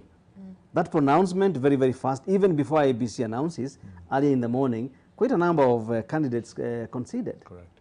Basically meaning that they have faith in the process, they have faith in the result, which is what we've been praying for and hoping for, that at least once, we would have a process where all candidates have faith in, and that, because immediately you have these doubts and candidates start mobilizing their supporters against the results being announced, what happens is chaos. Can we so I think it's positive for our democracy. Can we perhaps look at the political dynamics in certain parts of this country, especially those that are considered strongholds? In the North Rift, you know that this is a stronghold that belongs to William Ruto. You have other parts that have been considered perceived strongholds of perhaps Raila Odinga. Now, Alfred Keter was initially actually awarded the nomination certificate during the party primaries early in April, and of course then that was taken back, and the UDA's Electoral and Disputes Resolution Committee took it back and declared his victory null and void. So then this put him in a position to go against the UDA party, as a political party, but he ended up losing his seat. So does it mean that perhaps in these areas it is the party, whatever the party is representing, more endearing to the voters than an individual? Of course. And that's why I was telling you, I think what it signifies is they took it very serious. They took the entire region very serious because they knew one of their sons was actually going for the coveted seat. And so when it comes to the dynamics of the dynamics will always play when it comes to those regional politics. So I think they did not want to mess around, because again, Alfred Keter, no pun intended, he was not that politician who would win something and keep quiet. I wish he had learned, sometimes when you're in such a region, same way Isaac Ruto did, when you realize, things have not gone your way, you get that degree of, cooling down. Yes, you read the mood of the people. And you're like, hang on a minute, these are the same people who will vote for me. I don't need to come out seriously and attack one of our sons who is actually going for that coveted seat. So I believe that those are some of the dynamics that played in that region. But Zainab, there's something I don't want us to forget. I was just looking again since morning. There are people who I say who have 9 lives, and one of them was Victor Munyaka, the MP for Machakos Town. Victor Munyaka has survived through and through. And in Machakos Town, he comes with any party. He was I think, the only MP in that region who was voted Jubilee. Right? And before that, I think he was in another party. I think he was in Kibaki's party when he came in. Now he was attempting to go back again using UDA. And so you have to give it to the man. These are people who believed they are so in tune with the people, and sometimes the dynamics of the region. I think they were able to get him off that seat. But again, we shouldn't read much again from this when people take such an election very seriously and try to zone it, like we have seen in various places, including Nairobi. Sometimes that works, sometimes it doesn't work. But when you go to when we are talking about strongholds, something must suffice. A stronghold will only be super meaningful when they are coming to vote in very large numbers. That's when you can call it a stronghold. But when it's turned to either by a very small margin, it really belongs to the middle, because that margin must also make sense. You cannot say it's your stronghold when we've won probably by less than 500 votes, you get. So I think that name must start to have new meaning. And I've seen so many people running to claim, oh, this region is this color, this region is this color. No, you have to interrogate deeper and ask, by how many votes does it make it to the color of your choice? So that is something I've had people, and I've seen on social media, people are throwing that word around. Oh, it has gone this color, it has gone this color. Not yet. It has to make significant meaning as to the range of the vote between one candidate and the other. Right. All right. We'll continue with that as well. Let's now cross over live to Nyeri County, where our Margaret Kimathi is on standby. Margaret, good afternoon. Tell us what's happening on the ground. Thank you very much. We are currently at Karatina Girls Secondary School Tallying Center in Mathira constituency. This is where the Kenya Kwanza running mate Rigathi Gachagua hails from, and he's also the incumbent member of parliament who casted his vote yesterday at Sagana Primary School. And of course, I can see here the voting process is still ongoing. And of course, the returning officer is still receiving results from 201 tallying centers in here. And of course, I can see the Mathira constituency seat is hotly contested. It has so far attracted 6 candidates who are, eagerly waiting to inherit from Rigathi Gachagua. And we have the Eric Wamombi, who is vying on UDA ticket, and of course we have Ombora of Jubilee, and of course we have Daniel of Justice and Passion Party. And of course, for now, I'll be speaking to the returning officer in Mathira constituency to give us more information on what is happening here. Karibu sana katika NTV. Tell us, what is the tallying process so far?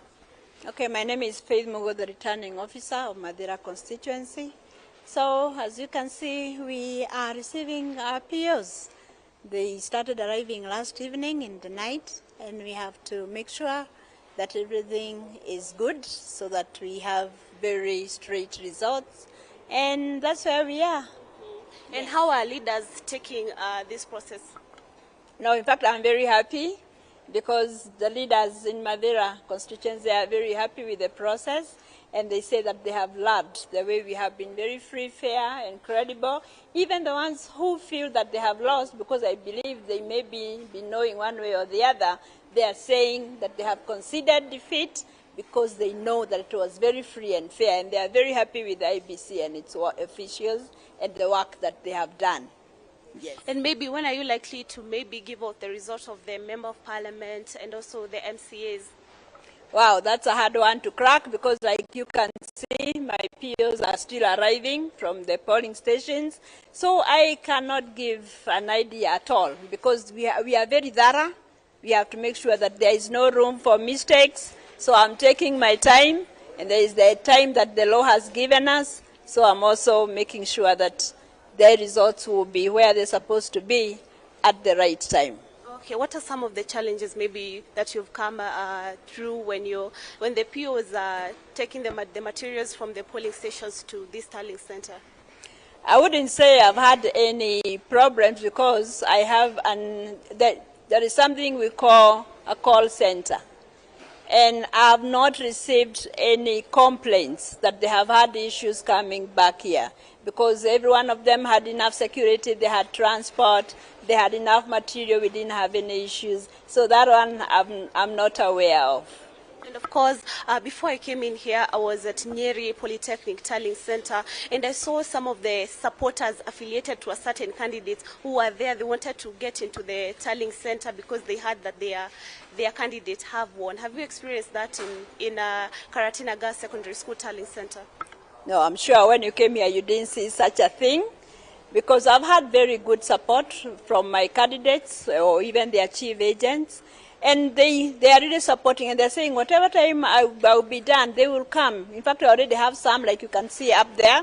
I have some chief agents who are with me. So I've not had any pressure to move to do things in a hurry. They are all telling me even if it finishes tomorrow, they will still be here with me so that we can give Mathira people the people that they chose. Yes. Okay, thank you so much. And of course, when you are coming here, we saw that Kabado has conceded, and also the Kenny member of parliament, that is Kanini Kega, has conceded because according to the results per now, the UDA candidate, that is Njoroge Wainaina, is leading so far. And of course, we are heading to Kenny constituency. Like we had said earlier, we'll be traversing across the 6 constituencies of Nyeri County to bring you up to speed on matters elections 2022. Back to you. All right, Margaret Kimathi there from Nyeri County. And of course, we are still continuing to keep tabs on that process of vote count in the different parts of the country. We'll continue joining and having a conversation with our reporters and correspondents across those various parts in the country. Now, I was, Peter, I mean, you were telling us and looking at, this issue of the races and the big numbers. I believe I have them here. Let me see if I can get those big names. We call them, the big casualties. First of all, you have Moses Kuria, who's lost his seat. Nixon Korir of Langata has also lost his seat. You have Amos Kimunya, who talked about that, KPPD Member of Parliament, conceding defeat. And I think we have, let me see. Of course, sorry, just to clarify, Moses Kuria was vying to get, the Kiambu gubernatorial seat, so that hasn't worked out. We do also have Korir also accepting defeat and thanking the Langata people there. I want to understand, what do you think about, this early concession, and you also tying this up with the issue of voter turnout in some parts of the country? Yeah, I think voter turnout is critical in this race, and I think Gabriel has alluded to that earlier on, in terms of the narrative of stronghold. You cannot regard a stronghold unless people turn up, turn up to vote, to actually cast that ballot. That's when then you start considering this as important to your success in the race. And going back to the concessions, for example, I don't think that Moses Kuria had a big chance at all in Kiambu. He played hot and cold along the way, and he had his Chama Chakazi. And he was competing against his coalition. His coalition UDA in the race, but I don't think he had such a huge chance in that race. But having said that, I still commend him for having conceded, because it's respect for the process, which is useful, instead of dismissing the process when most of the candidates are saying it was credible. I think one of the big losses is Nixon Koreo. I think he was a strong contender for Langata. Right. And him having come out quite early, even before Iebc announced that he had lost, I think it's positive. It's positive. It helps the temperatures within that area. We know that that area sometimes, some of the sections in Langata have faced violence almost every 5 years. And his conceding that early helps to lower the temperatures. And we do hope that even in places like Kibra, where I just said that there were incidences today of people, of voters going to ask others to show their hands to check whether they voted. As and when that is announced, I think those who are going to lose should quickly also concede. And that helps the supporters, not to get enraged and not to raise the temperatures. So I think as we look at the concessions, I was shocked about Ojamong. I thought he was a strong contender, and with a solid coalition behind him. So that's for me is a surprise. And him again having conceded, I think we just to create that narrative of, guys, you can lose and lose, with grace. So this is perhaps not a sore loser. Maturity, like you call maturity in terms of our democracy? I think so. I think we've seen in previous contests very many sore losers who lose bitterly even when the contest was a fair one. So I think it's a positive development. Right. Gabriel. Yeah, and when I look at from where Peter has left, I think it's precisely when you saw democracy is becoming of age. I think this is what we expect. And like Peter again has alluded to, it keeps actually the pressures and people tone down. And it's not a bad thing. We've always associated defeat, political defeat, with a loser mentality. I mean, you probably came from another productive industry. Like Moses Kuria said, I'm going back to private sector. I mean, many people go back to what they were doing before. So I think we need to bring in the element of serving the people, what servitude is. And I think it should be defined as a quality, that ensures that you're able to interact and see development of your people.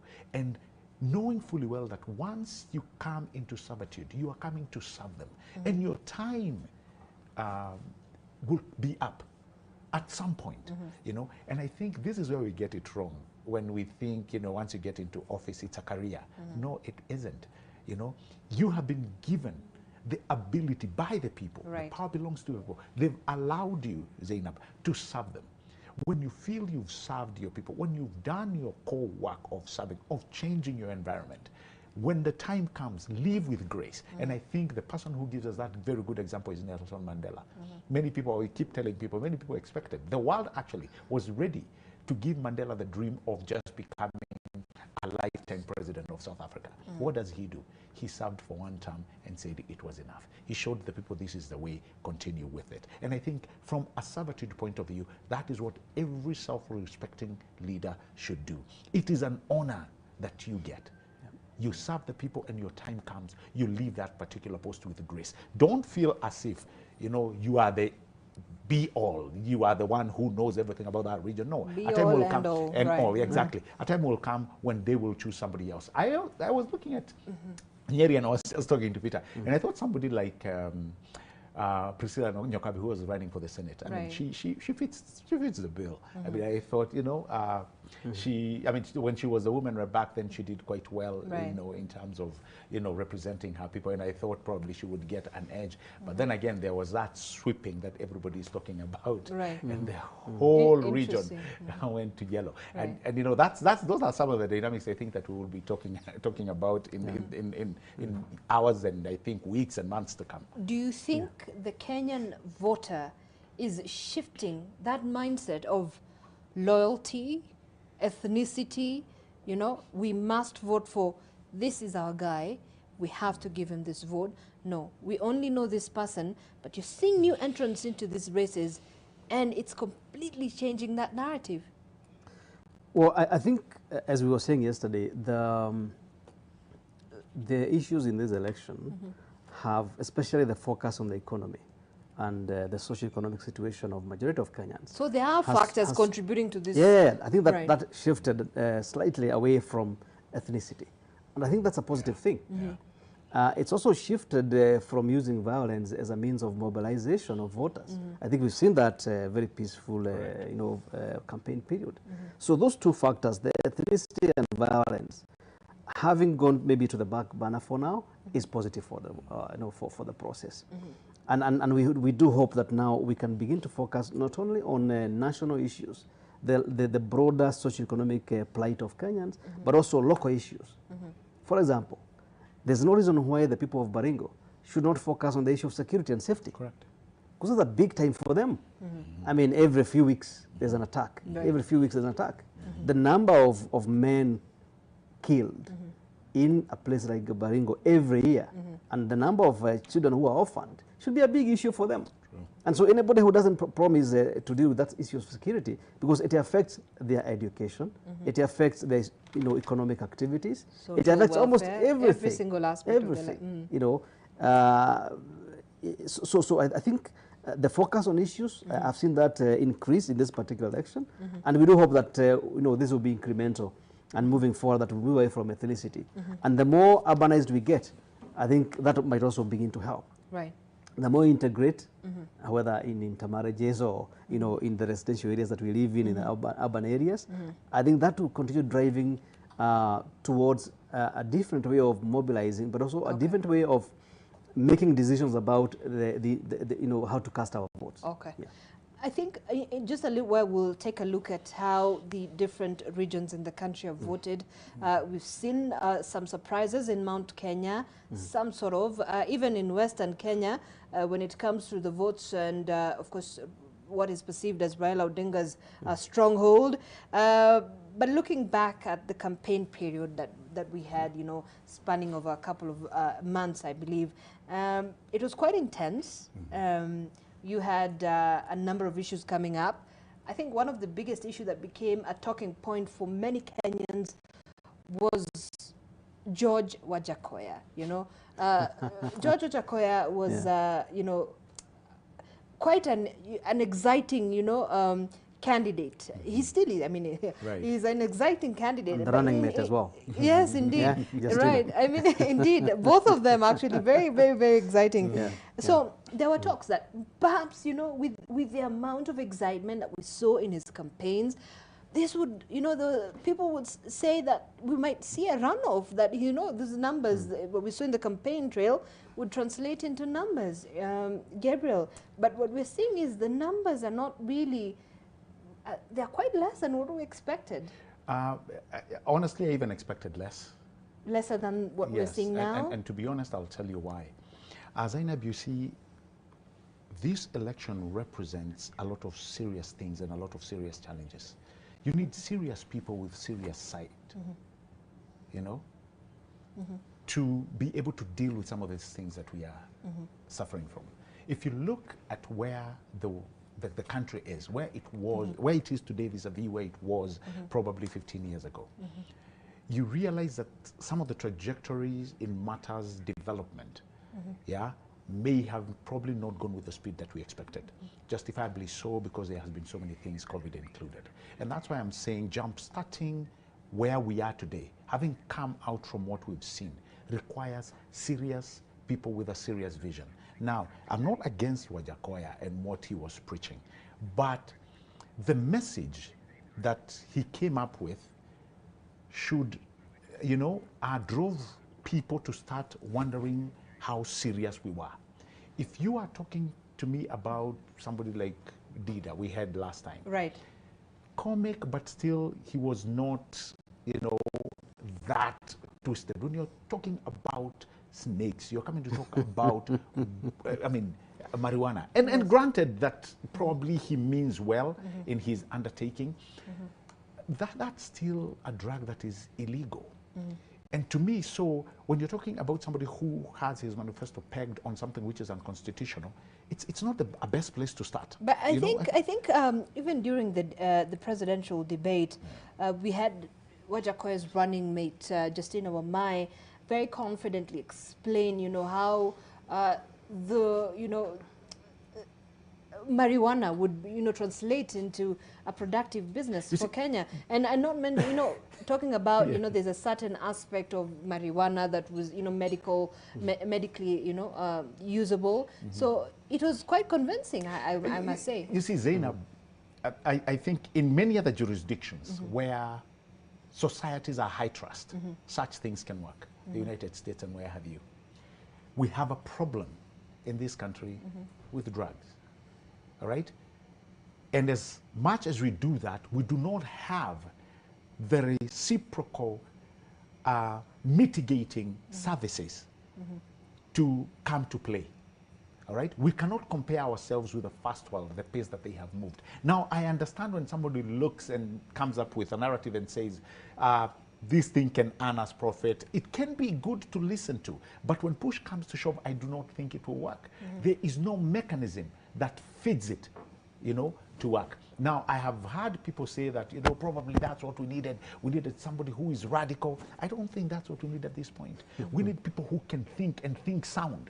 You know, we need people who have, like I'm telling you, who have a vision, and that vision is based on the premise of doability, not just somebody who's coming to excite us. We must move past that excitement and start realizing essence, character, and value. And that's why I'm saying he may have become more of a jester, you know, some of the things that he was doing, some of the things that he was saying, but I think we've passed that mark of, you know, playing around those games. I think we have serious challenges in this country. They require serious people to deal with, and really, Wajakoya was one of them. I saw a group actually. I saw a group immediately after the debate coming out to chastise him, and they were talking. You know, people must understand what we does to young people. All right. And Gabriel, we'll continue with that in just a moment. There's something on our screen, and I think you know, you can refer to it. I think you can see it. That's just one of the counties. That's Kiambu County. Those are the numbers there. So far, Deputy President William Ruto has garnered about 73.31%. That translates to 209,538 votes. Raila Odinga, 73,714, representing 25.79%. George Wajakoya, 1,374, that's 0.48%. And Waiga Maura, 1,216 votes, representing 0.43%. Slight, you know, a small margin between Wajakoya and Wahiga, but quite a huge margin there between Raila, Deputy President William Ruto, and of course the three other candidates, which include Raila, Wajakoya, and David Wahiga. So, I mean, you know, Kiambu County has been an interesting county to look at when it comes to, you know, the mobilization of votes during the campaign trail, as we'd seen. But then, you know, coming to look at, you know, the positioning, geographical positioning of Kiambu County, it's considered part of, you know, Mount Kenya, and Mount Kenya, you know, has been touted as, you know, a stronghold of Deputy President William Ruto, despite, you know, the political intrigues we've witnessed over the past couple of months. I mean, you know, President Uhuru Kenyatta, of course, trying to, you know, woo, you know, his supporters to vote for the Azimio One Kenya coalition presidential candidate. I'll start with you, Peter. What are you reading from these dynamics? Was this foreseen? Should we have? I think it was clear that the efforts of you know, the president were not going to, you know, bring a big swing in Mount Kenya. Right. It might have some influence towards the end. We are still seeing 209,000 votes out of 1.2 million. So we are still yet to, you know, see the results of majority of the vote from that end. But what you're seeing so far is a situation whereby you can actually regard the efforts by the deputy president as bearing fruit. That the investment in the last 9 or so years, you know, consistently campaigning that area is bearing fruit, and I think you need to give credit to that campaign. Number two is that the Azimio team were not aiming for more than 30% within Mount Kenya. They've been saying in their circles that if they get 30%, they'll be home and dry. And so the 25% so far might be maybe within their expectations. I'm not sure. They can speak for themselves. But I think from what I've seen, the narrative they have created is that 25 to 30% would be enough for us. So they were not aiming to take over that region in terms of the voters who would vote for them. Right. Yeah. And so that county has, I think, more than 600 polling stations.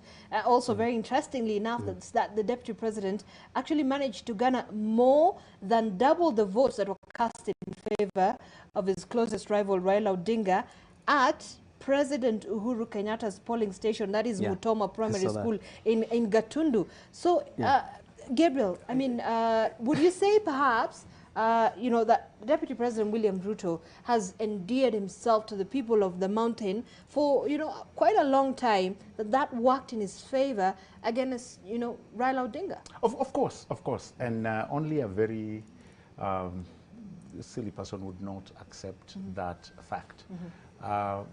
Kiambu plays two things. This is the home of the founding father of this republic, and justifiably so the area that you've just mentioned, Mutomo, Shaweri area. When you come to the dynamics of what happened through the handshake, the expectation was that the president would burn the midnight oil to make sure that certain counties actually do go to the Right Honorable Raila Odinga. So that, I think, is an upset.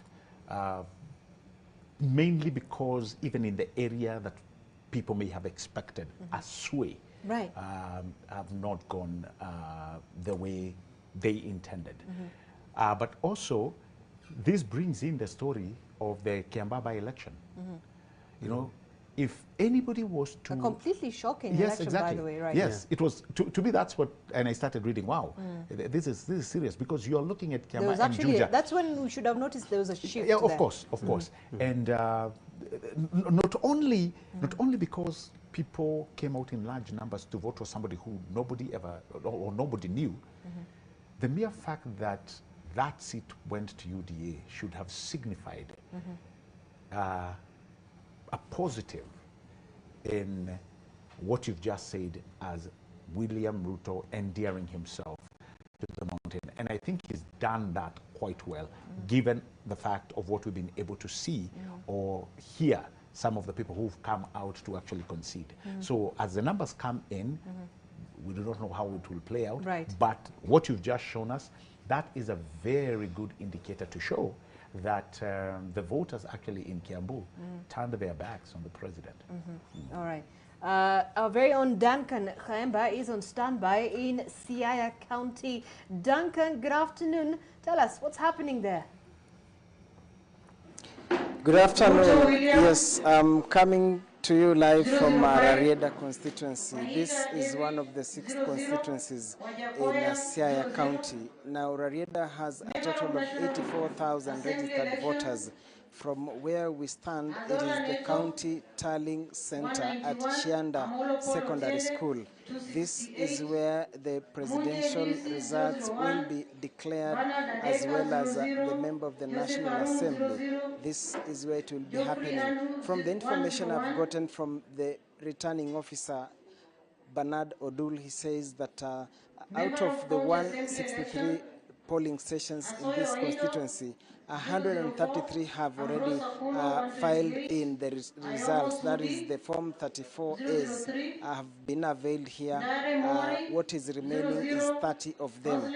He says that so far the voter turnout stands at 80%, because as of 5 p.m. yesterday, when it hit 5 p.m., 76 had been captured as having voted, or the 76% had turned out to vote. However, there are areas where they had to vote until late, because when 5 p.m. hit, they were on the queue, and therefore the total voter turnout is 80%. That is not so bad compared to what we've been witnessing in various parts of the country, and therefore, insofar as the voter turnout is concerned, you can comfortably say that Rarieda, it was positive at 80%. What do we know so far? In an hour's time, presidential tally will be concluded, and then the next focus will shift to the member of the National Assembly.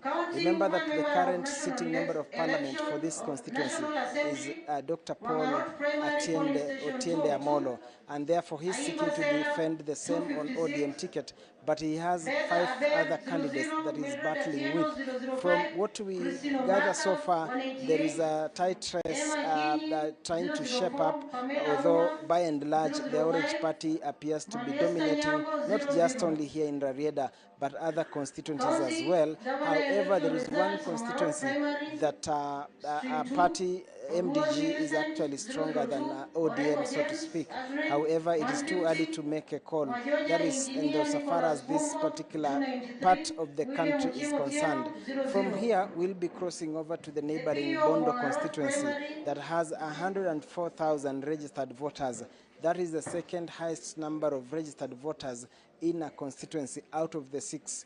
The highest is Alego Songa, that is within Siaya town, with 122 registered voters.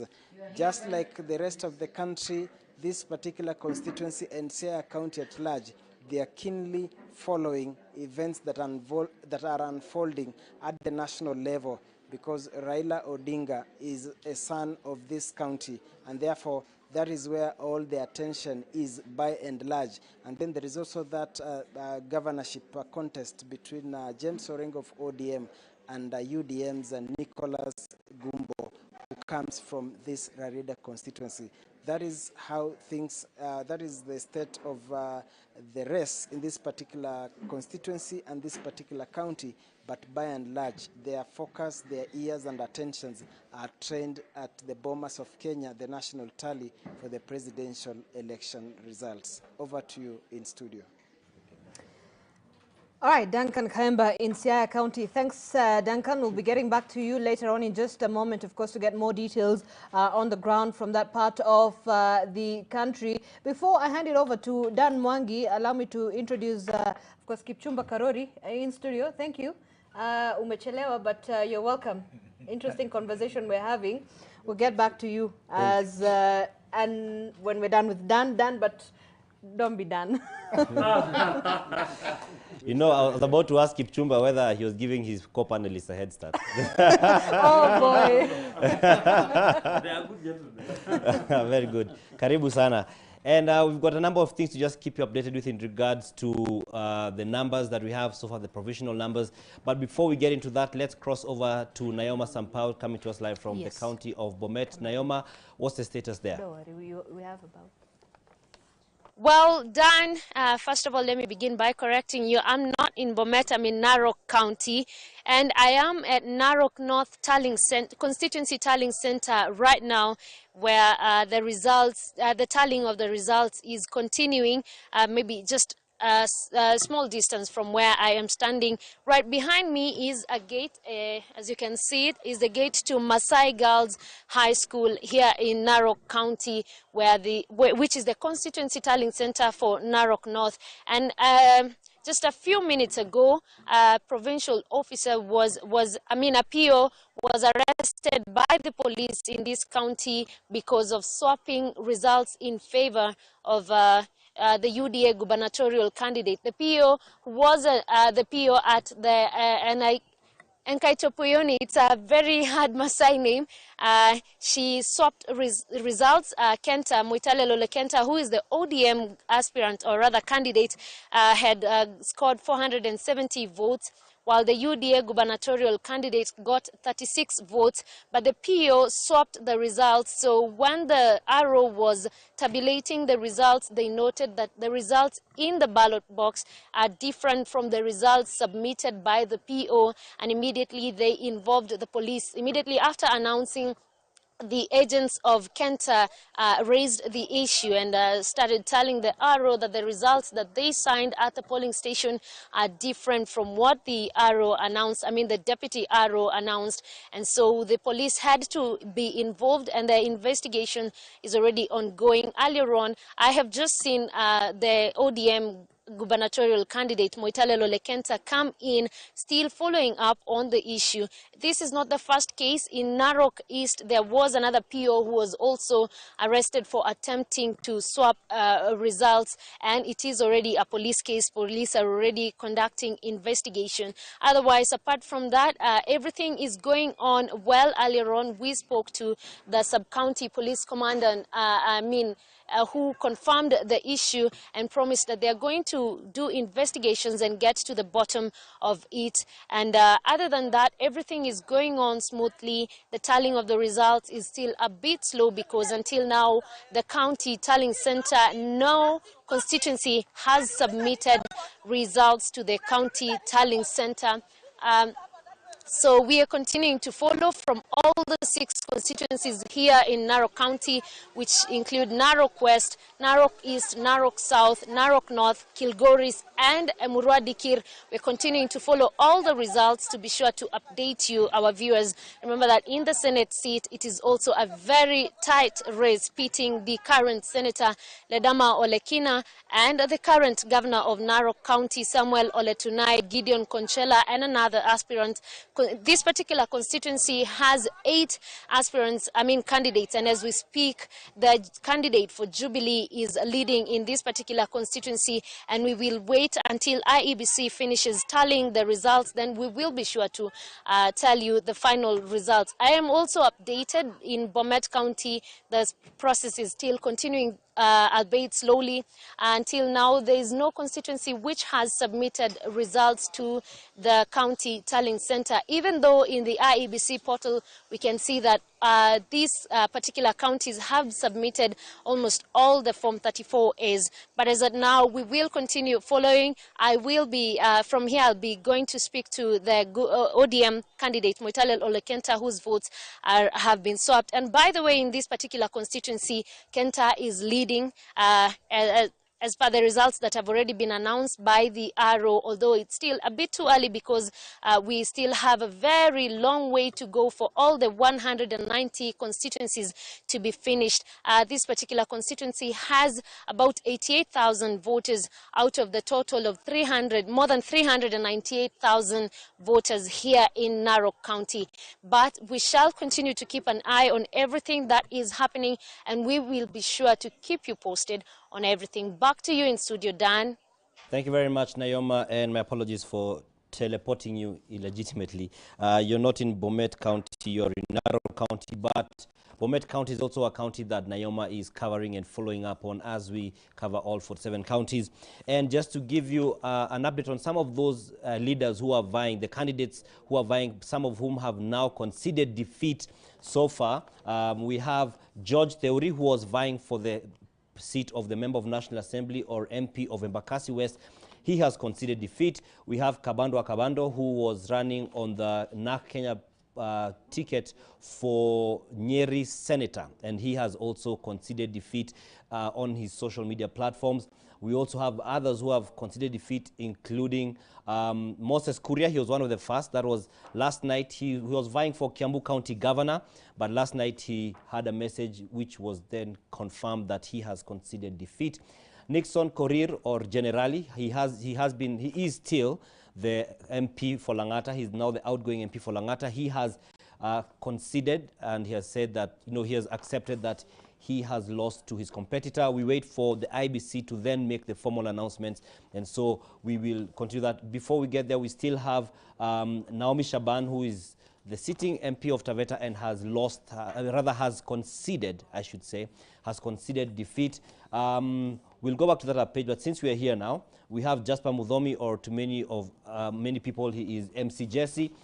He has conceded defeat on the South Imenti MP seat, and he had been in UDA. Then there was a discussion about like negotiated democracy, but he then still insisted he's going to vie as an independent candidate. Nelson Harvey, UDA Westlands candidate, he has already conceded defeat. He was going up against Tim Wanyonyo Vodiem, among other people. Then we have Kanini Kega. He is the Kieni MP. He's also the director of the elections of the Jubilee Party, and he's also a key member of the Azimio coalition team. He has also conceded defeat. So Nyeri County is very interesting in that it has hardly keeps any MPs for more than one term. Then aside from that, we also have Charles Kibiru. He was the last gentleman on that slide, who has conceded defeat in the governor race for the county of Kirinyaga. So we are waiting to see who takes it between the two ladies, that is Wangoi Ngirishi and the incumbent governor, that's Madam Anne Waiguru, and we shall be seeing that. So we still have more people conceding defeat. As they do so, we shall be bringing that information to you, and we shall be clear that that's a concession. We will then wait for the IBC to declare the winner, so then we can formally declare them, we can formally announce the declaration of the person being a winner, or the people being winners. Now, on our elections donation.africa portal, on the presidential elections, we're looking at it so far. William Ruto, out of the 5.1 million votes that have been keyed into the system from the IBC portal, 2.7 million of them are with William Ruto, that's 52.48%. Raila Odinga, 2.4 million, 46.88%. 21,650, 0.42%, that's George Wajakoya. And it's changing real time, so now Wajakoya has gone to 21,717, and David Wahiga Mwaure has 11,372 at 0.22%. William Ruto has hit the 2.7 million mark out of the same. And so just let me get my calculator once again, just to confirm, is that from these figures are out of 5,148,000, let me tell you, 5,148 and 052. Then this is the votes out of, and we can do it out of the percentage that Chebukati said were about 65% was 14,564,561. So just to tell you that this is about 35% of the votes. So these figures are this is a representation of about 35% of the votes. And so we keep monitoring, just to give the context that we are not at the point of saying this is 100% or 50%. We are yet to get to the half mark. We're just past a third mark of the votes. And again, just to reiterate, the reason you'll find the results on our screens, on our platforms, possibly differing from other people, be it the other media houses or other platforms, it's because this data these forms 34A are being put onto the IBC portal, then everybody picks them randomly. So it's not to say that the one that has been put number one has to come out number one with everyone. So whichever you pick and upload, then it means that the permutations are going to be different. So it means that you may have differences, but ultimately we should all end up with the same figures, the same total figures, both as the media houses, as well as the IBC, as well as also the political parties and their tallying centers, as well as observers. Everybody who is keeping tabs should ultimately come to the same final figure. So those of us who've got concerns about why are you know, some media houses or some platforms showing different figures from others, it's because it depends on the random figure, the random forms 34A you've picked and put and inputted into your system. And also another factor is the number of people and the speed of inputting. Then that will indicate how fast. I mean, if we are 10 people here putting in figures, we would probably not move as fast as people who are 100. So all these factors come into play. For now, let's go back to the panel and have Zainab Ismail keep it up with us. All right, thanks, Dan, and thanks for suddenly clarifying that. Of course, right now at elections.nation.africa, we've managed to count and tally 5,170,146 votes, and that is putting William Ruto ahead at 52% against Raila Odinga's 46.93%, George Ojakoya standing at 0.42%, and David Waiga More at 0.22%. Kipchumba, you've just come in quite late. We're having this conversation for quite some time, but at this point, we're focusing, of course, on the Mount Kenya region. It has been a subject of debate for a long time. And of course, even after the, running mates decision, the running mates, when they were chosen by the leading candidates, some said Martha Karua would perhaps influence that region to, vote towards Raila Odinga. But what we're actually seeing, very interestingly enough, and quite shockingly, Martha Karua, where she voted Deputy President William Ruto, has garnered more votes than Raila Odinga. In the exact polling station, she voted at Mugumo Primary School. What do you make of this? And so far, from your own assessment, how has this entire process been? First of all, thank you, Zainab and Zori, for being late. But and it is interesting when you look at the results trickling in from Mount Kenya. There are several things you understand. Number one, at the centrality of all these results, the people remain supreme. You can never replace that with anything. And as the electioneering period was happening, we were told so many adages about there is a system, the Mount Kenya people are conmen. Somebody said you can buy a Kikuyu, you can rent, all those things. And people have a feeling. You cannot just come to Nairobi and say you can buy a Kikuyu, you can rent a Kikuyu, not buy one. And these are people who have problems that are bedeviling them at home that are greater than some of these things. You get my point? So I think they have confirmed most of these things. And then secondly, the thing is that when we talk about an election, the person on the top of that ticket matters a lot. When we were told about Martha Karua being a game changer, what were they trying to avoid for not showing Raila Odinga to Mount Kenya? You have to understand these things. And I think the Mount Kenya voter saw through some of these things and knew the candidate of this ticket is William Ruto, the candidate on this ticket is Raila Odinga, not Uhuru Kenyatta, not Martha Karua. Because by propping Martha Karua to be more than Raila Odinga, the whole essence was to make sure that a Mount Kenya voter assumes that they are voting for Martha Karua. That was the whole thing. But at the end of the day, as the results trickle in, there is so many other things. And then again, the third point that you see from the Mount Kenya results is that there is a shift in leadership. There is a transition from Uhuru's Jubilee to the entity that is UDA, because they have routed Jubilee in most of the places in Mount Kenya. It says a lot. And then again, it talks so much about how much influence Nairobi can have in the grassroots. That influence is diminished. It's not there. So at the end of the day, we have to appreciate the voters for voting with their conscience. And I am happy that when we go for when this election will be finally over and behind us, we will sit down and ask ourselves so many things. How did the youth vote? How did the youth vote? The dynamics now of the demographics and the dynamics beneath there. Right. So that we ask ourselves, when UDA talked about bottom up, and when Martha Karua and Raila Odinga were selling integrity and the things of changing the constitution, all those, did they percolate down to the people on the ground? So I think that this election is an affirmation that issue-based politics in this country has a space going to the future. Do you perhaps feel like maybe to some extent from remarks made that perhaps the Mount Kenya people have, overwhelmingly been voting for Deputy President William Ruto as some sort of protest vote against Uhuru Kenyatta? It's a mixture of several things. It's a mixture of that protest vote. It is also a mixture. You know, when you look at it, Zainab, at the greatness of at the breadth of the campaign, what was the really key messaging point of Azimio? Even when this campaign is over, what really was Azimio selling? You know, you cannot say you have a supermarket and you sell something vague. You do not tell us, I sell detergents, I sell cosmetics. You understand? So the problem is, even when we talk about the issue of, yes, one was that Uhuru thing. Number two was people trying to find their own destiny.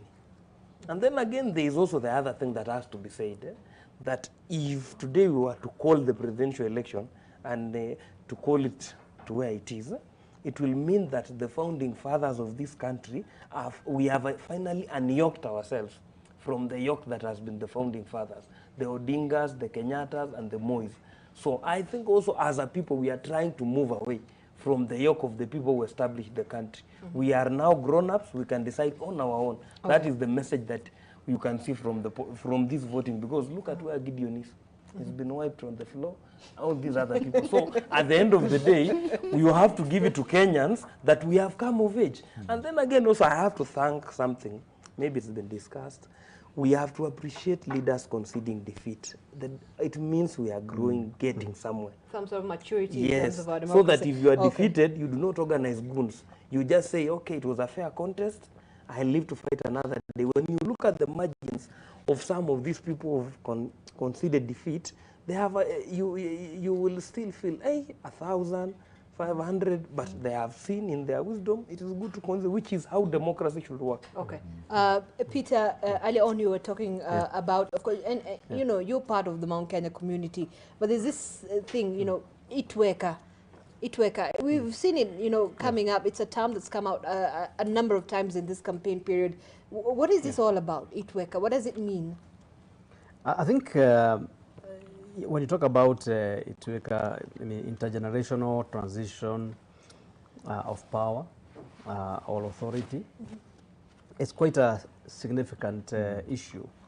And maybe we might not be very far off removed from it. He defines it as a protest vote. And a protest vote can also be reflected in that kind of situation if a transition, in intergenerational transition, is prolonged. Those who are waiting to, occupy that space, if they wait for too long, then they'll have a protest vote. And so I don't think it's a remote issue to discuss in this particular context. And you also have to remember, although the youth vote is not that high, you go back all the way to the time of the Mau Mau and look at who went to the forest. Just look at the demographics of the people who went to the forest. They were very young people, in their mid-20s. We didn't have 50-year-olds going in there. It's those guys who went in and they were at the forefront. They said enough is enough. You know, we have to give ourselves a better future. And maybe we are seeing a similar thing in the Mount Kenya region. It's saying it's now our turn to determine our destiny, and our destiny we are going to determine in this particular manner. So I don't think it's too remote for us to be also discussing that particular issue. And when you look at it, I think the vote so far, as we see, I think we are a long way to calling this election. Right. But when you look at it, you would say maybe finally the people are saying, anybody in this country can occupy leadership positions, regardless of where you come from. And I think that's a good thing for the youth. Gabriel. Yeah, depending on how it goes, I agree with Peter that this notion that anybody can become, I think it's starting to emerge. And the mere fact that we've seen even the newcomers, people who've been elected, some newbies, and you can look across the divide. You can look across the divide, whether you choose to look at Mount Kenya, whether you need to choose to look from other regions. You see an emerging new political life. People who you thought, like we were just talking a while ago, we were talking about the the who's of our politics. Right. People who fell by the wayside politically. The likes of Amos Kimunya. You're looking at Alfred Keter. Alfred Right. Keter. When you look at somebody like Victor Monyaka, these are people who've had, Grounding. really, totally Politically, moved. yes. You know, they had all their tentacles moving in the regions where they are representing. And so this comes with the acknowledgement that not only are we coming out of age, not only is our democracy, not only is our democracy becoming fortified, there is also the element that people are starting to take matters, governance, seriously. Because we were just here yesterday talking about the effects of the turnout. And we were just discussing, would somebody who feels the economic push where it has gotten, the cost of living, where it is, and they have 500 shillings, will they choose to travel 100 kilometers to go and vote, or will they put food on the table? So when you've given people such a choice, they'll make it, and they'll make it very sound. Right. And these are some of the things that we are witnessing across. Now, the other issue that we have seen, I gave you an example of Kiambaa during the by-election. Right. And the balance that I saw was you had a politician who is known, very well known, Karedin Jama, who was very well known, coming to 2017. He had his political tentacles again within that particular locale. But here you have somebody who was picked that nobody knew. Half of the people who actually voted for him probably would not have pointed at him at the bus stop. But there was that energy of, we need to make our own decisions. We need to find space and place in this election. And if you see how things are going, I think that's the psyche that is starting to emerge. Right. Kenyans have gotten to a place where they're like, you know what, now it gets to me personally and what I need for me and my family, or for me and my community. Okay. And if they continue making such decisions, I think in the next cycles of our politics, things are going to be very interesting. Right. And, there's yes, one Peter. other factor here. It was expected that women would vote in a particular manner because, mother is on the ticket. And represent that particular constituency. So that will be actually very interesting to see as when we break down those numbers at the very right. Exactly, as Jason Majua was saying here yesterday, it would be very interesting to do some analysis of how did the women constituency vote in this particular election. Kipchumba, are you shocked with Alfred Keter's loss, Nandi Hills? Was it expected? Zainab, where I come from, we are never shocked when cows drink water. It was like, when cows drink water, you are not expected. Yeah, that is what was supposed to be done.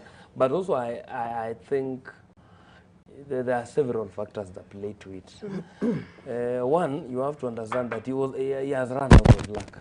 Even how he was came back in 2017 was out of sheer luck. It's not that he was popular. And secondly, also the wave that is on that part of the world is a bit complicated. And then also, some of these people, apart from being rebels without a cause, they have nothing they represent. There is a difference between being rebellious and standing for something, and being rebellious and standing for rebellion for its own worth. So I expected that.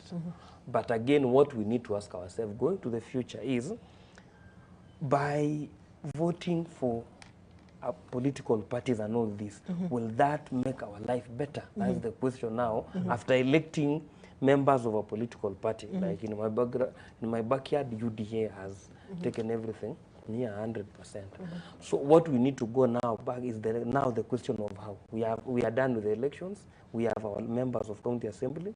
We have our members of parliament.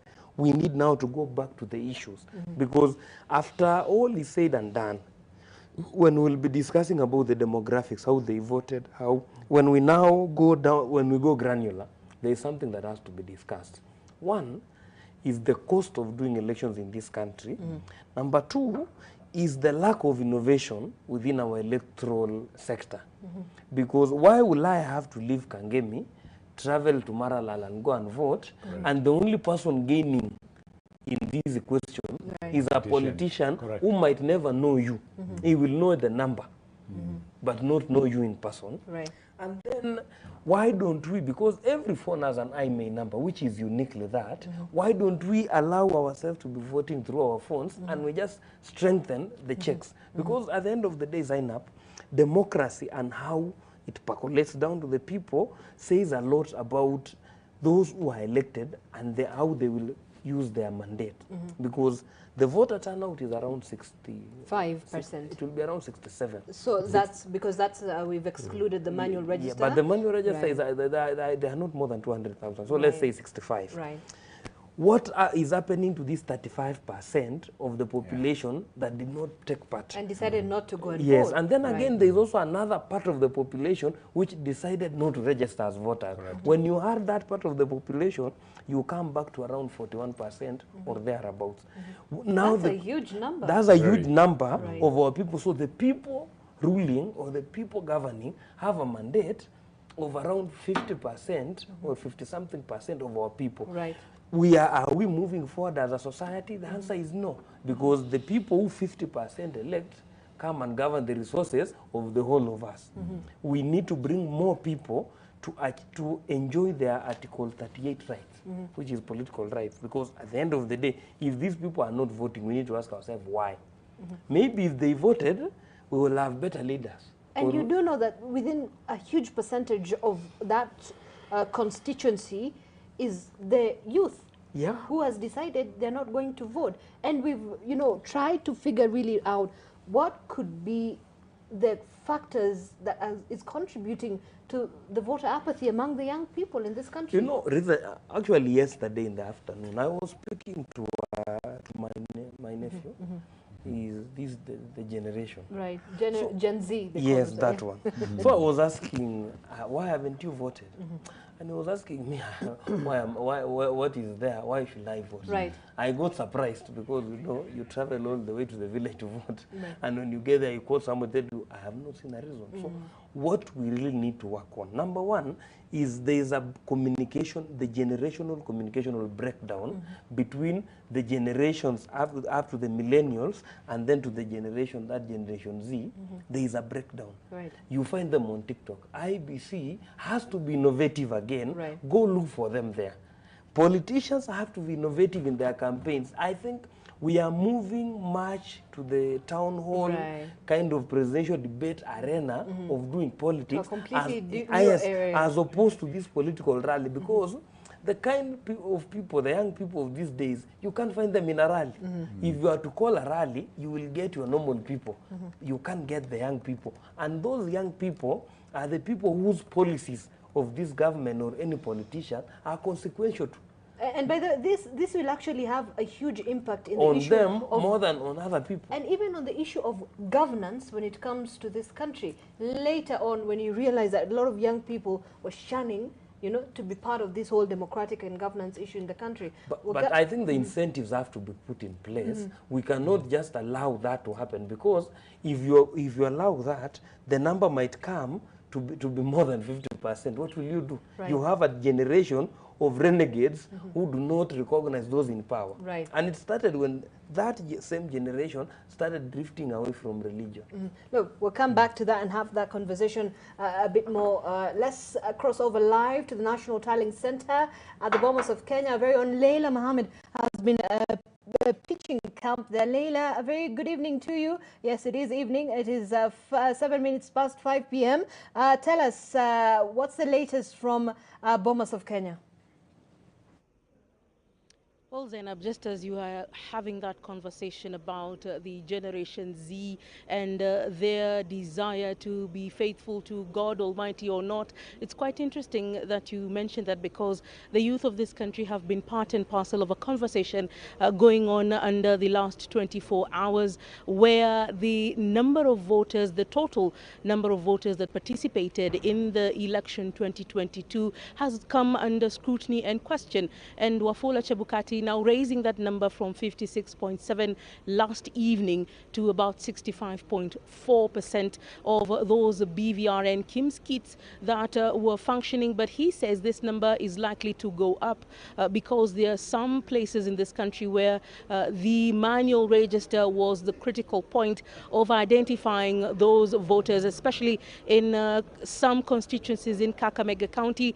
Those figures, according to the Iebc, are just about 14,164,561 voters who were identified using the KIMS kits, and those were some of the 46,000 that were placed across the 46,000 polling stations across these 290 constituencies in the country. Again, IEBC saying that the fact that 200 of those kits were not able to function is not something that should create sort of an aura of concern by many stakeholders in the political sphere.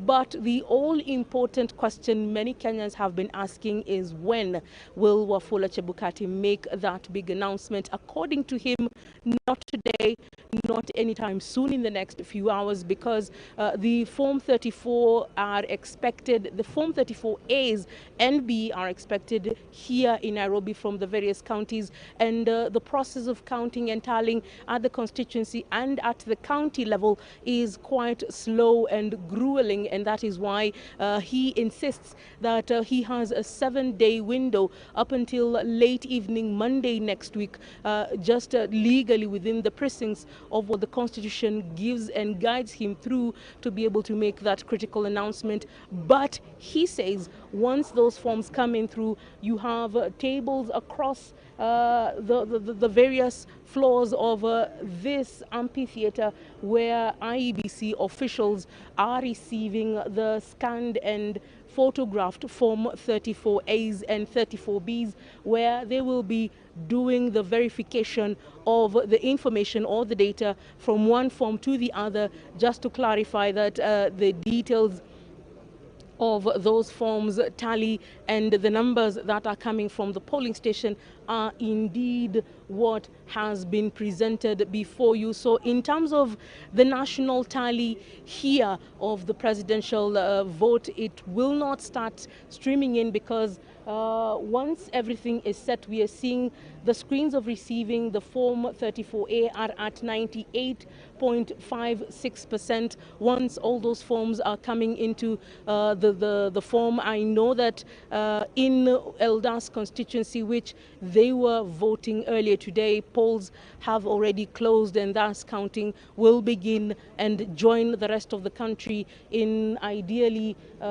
making known who will be their MCA, who will be their woman rep, who will be their member of National Assembly, their senator, their governor, and indeed who will take over from Uhuru Kenyatta as President number 5 of the Republic of Kenya. So nothing much happening now, but Wafula Chebukati in the last hour and a half or so coming to speak to the media, and it is a battery of journalists, not only from here in Kenya, but from the region and international spheres as well. We also see that international diplomats and observers are within this hall, and once they make an announcement that another briefing will be here, the hall usually tends to fill up with a whole lot of individuals who are really looking into how the Kenyans are making this decision 2022 for them and who they will be making those choices for. So Zainab,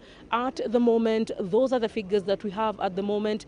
Kenyans may not be in a position to know exactly as at closing of polling stations for the last constituency, which is Eldas, this evening, how many will have voted in this 2022 election and that percentage until they do the tally and also checking through the manual register. Wafula Chebukati also insisting and going through the paces of tallying process from the constituency level, that is the polling stations where they will be making announcements for the MCA position and the member of National Assembly.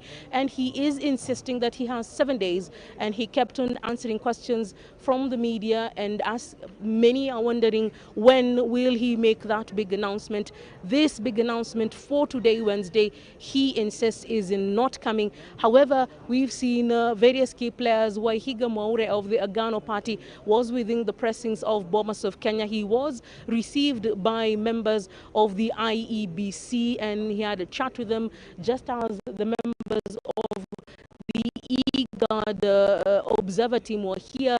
He spoke with Wafula Chebukati and his team of commissioners just to get a feeling of what is going on here at the Bomas of Kenya. But Zainab, as much as many are looking into this Uchaguzi Center for critical announcements, it all depends on how the county level is doing their tallying and how fast their returning officers will come here with those Form 34As and Form 34Bs for the members of the IEBC who are seated down here at the Bomas of Kenya to do the verification, and then for Wafula Chebukati to announce. And he insists that once that process begins, maybe later this evening, he will be giving critical announcement as soon as possible. But for the moment, it is painfully worrying for us as journalists, because the span between one announcement and the other takes several hours, and for quite some time, many of us left in the dark just to wonder what next and what to give as information to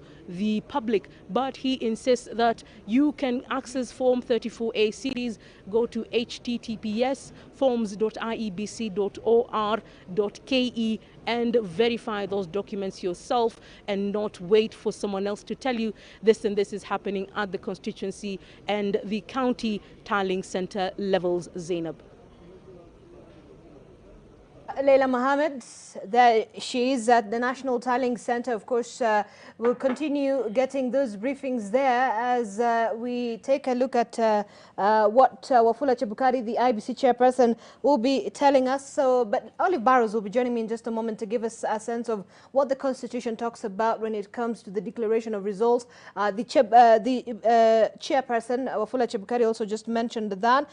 It's quite a hectic process there when you have the forms 34A are being collated at the Bomas of Kenya. There is an intense verification exercise that is expected to happen there. Verification of those forms 34A and of course the forms 34B against the forms 34A, and then a collation of results to form a form 34C, which has the results of all the polling station results. And of course, after confirmation of the constitutional threshold of 50% plus one vote and 25% of majority of the votes garnered in the country, then the IEBC chairperson can be able to announce and issue the results and declare the president-elect. So at this point, we don't know how long that will take, but this has to be done within 7 days after the conclusion of the polls. All right. So, Peter.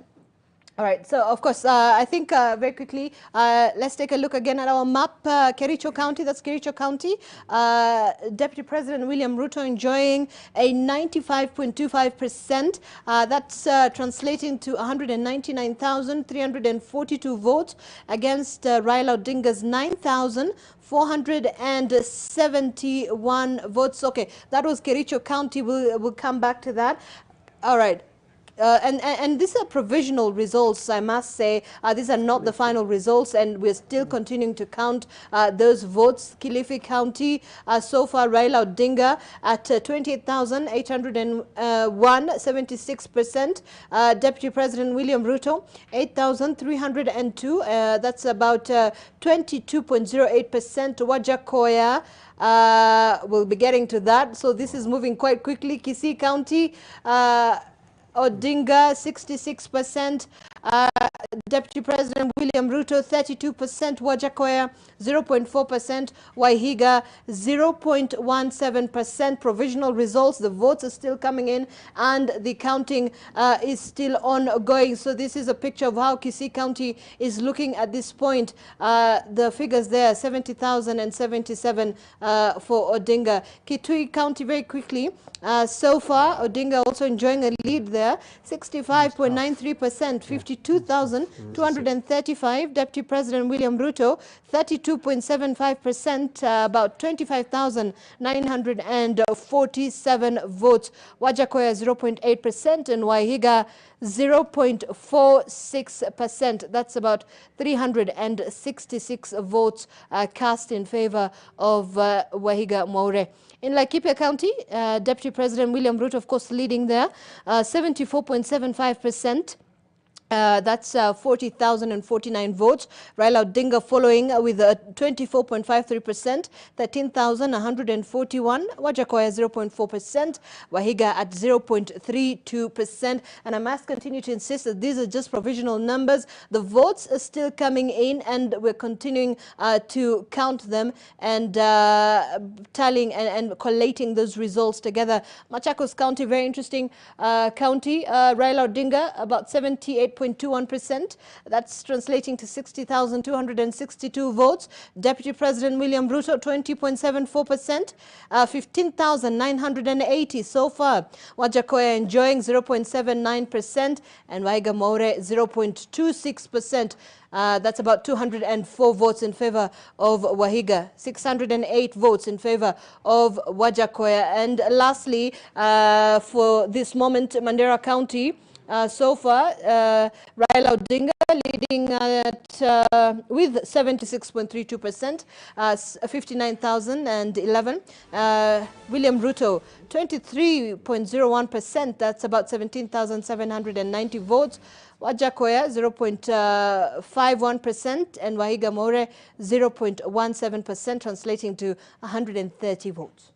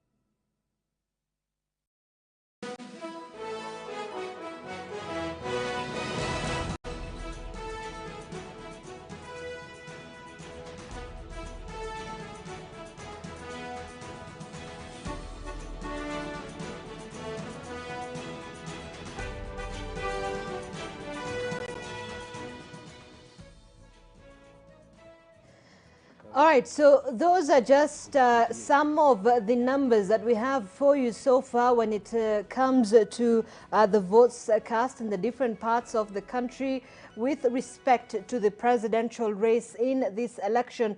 And I must insist and continue to insist that those are just provisional numbers. They are not the final tally. And the numbers are still continuing to increase as we move on. Quick update here from the Iebc portal. As at 5:22 p.m., the reported Forms 34A that have already been uploaded are at 45,621 out of the possible 46,229. So that represents about 98.68%. We will be seeing how that will pan out. So that's the presidential Forms 34A. I'm trying to get the Forms 34B, but I will be informing you of that in just a moment.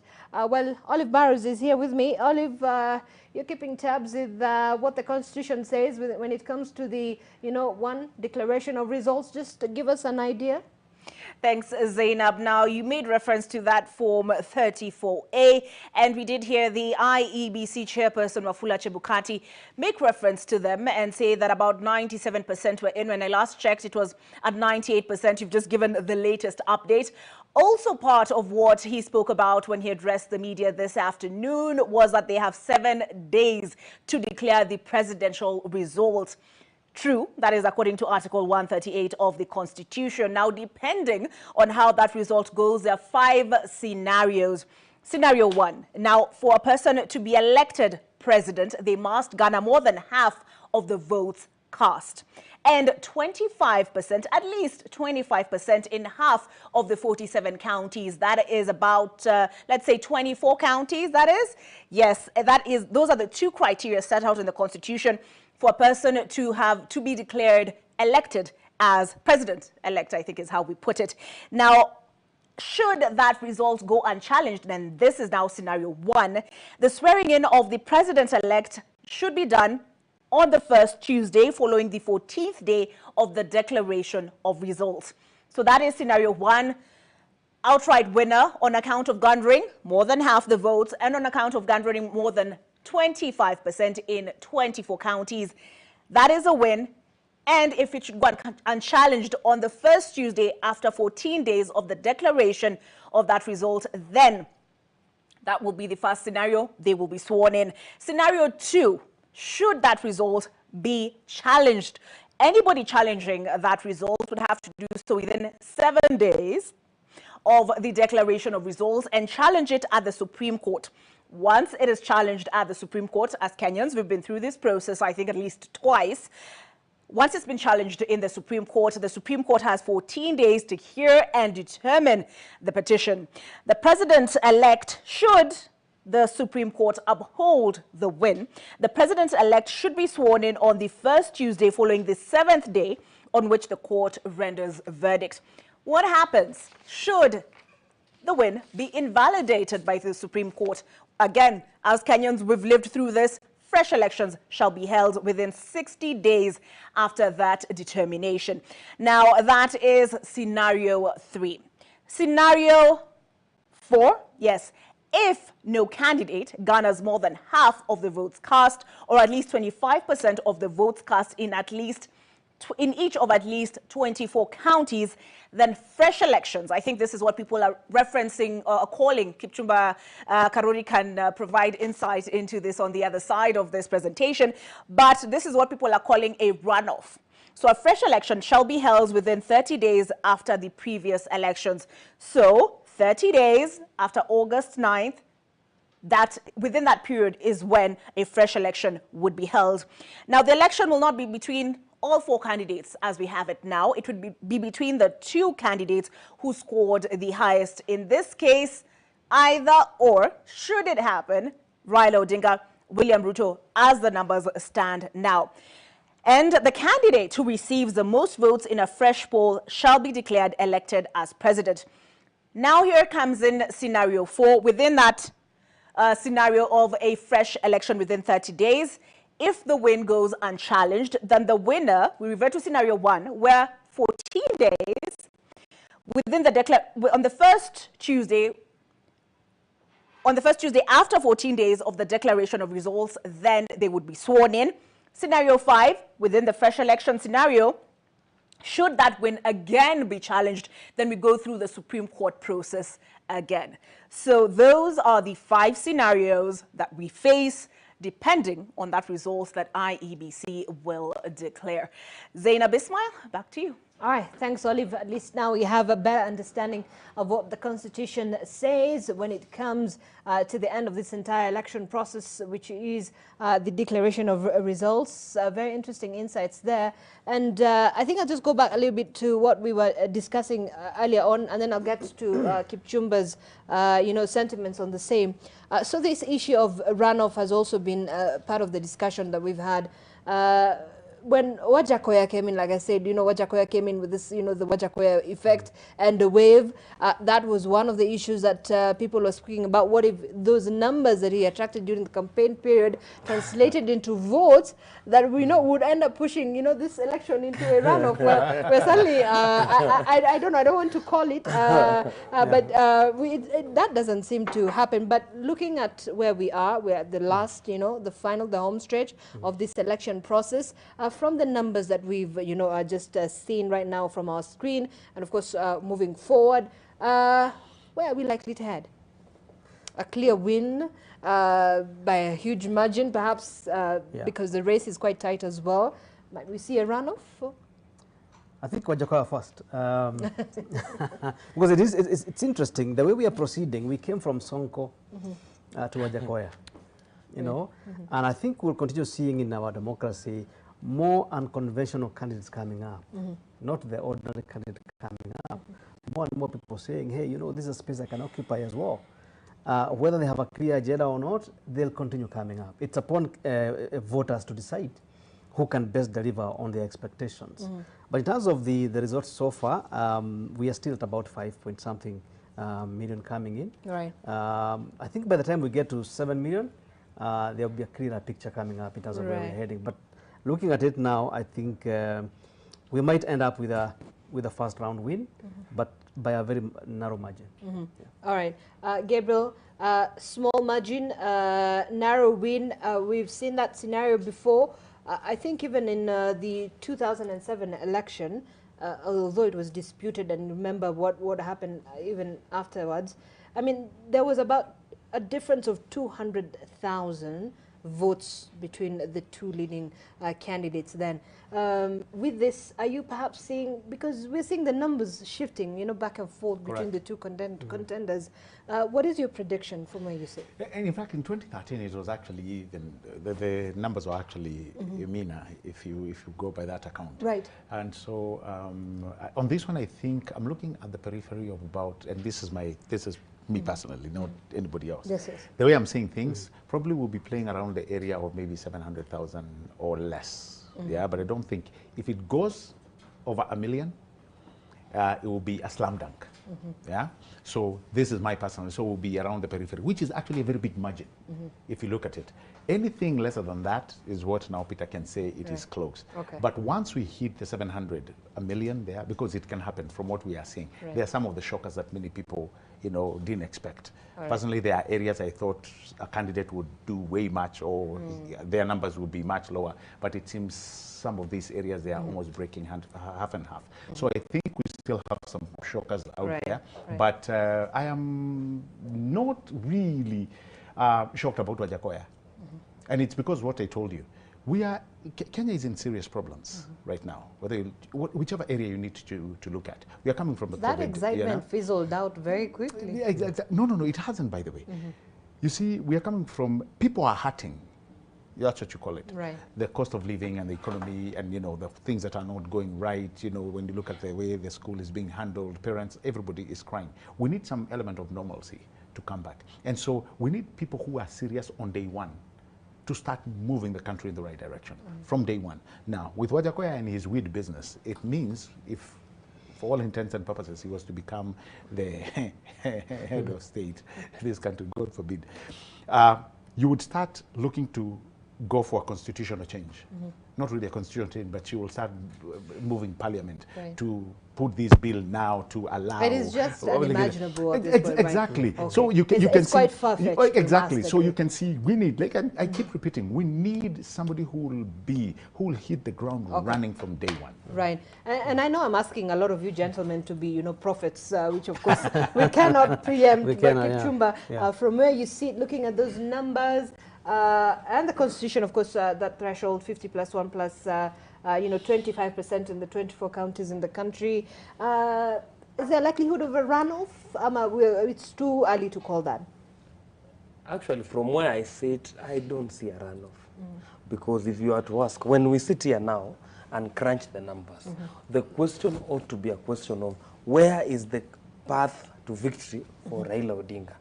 Where is the path to victory of William Ruto? That is where you begin. And there are very simple things to do.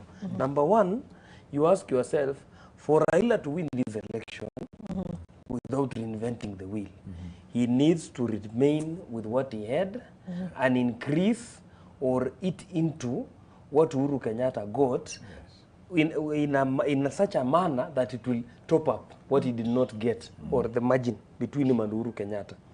For Ruto to win the presidency, he has to get votes to maintain, even with a lower turnout, to maintain the percentages and to make sure that he hits into Raila Odinga. And when you look at the voting in Ukambani, Coast Province, and a bigger part of Western, and even Nairobi, it tells to a point whereby in terms of percentage increase, William Ruto has gained a lot. If you go to Kitui, there is a lot of percentage increase. I think he's doing around 8 or 9 from what Jubilee got. So, and that is how you sit and say, these candidates has a path to victory. And also, when you look at a place like Kisii, William Ruto, he seems to be maintaining what they got with Uhuru Kenyatta, and he has increased an extra member of parliament from what Jubilee got. But look at but looking back at Mount Kenya, remember they voted up to 90%, 95%. No. That's why I started by putting a caveat that whereas we look at the percentages, yes, but the percentages, because when you look at the linear progression, 100% remains constant. So the constant is the percentages. The number, which is the volumetrics, might change, but 100% is constant. So if Uhuru Kenyatta got 80 in a place and William Ruto has retained the 80, it means he has kept the place in order. So because when you talk about turnout, it affects both candidates. And coming back to Wajakoya, he's a man I know, he's a friend, but sitting here with Ben Kitili in a show known as Front and Center, my words, and I will just say what I said then. I said Wajakoya will disappear by the time we are done with Get Out the Vote.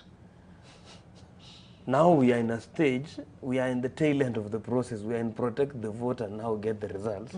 Wajakoya has dissipated, we can't know where he is, for a simple reason.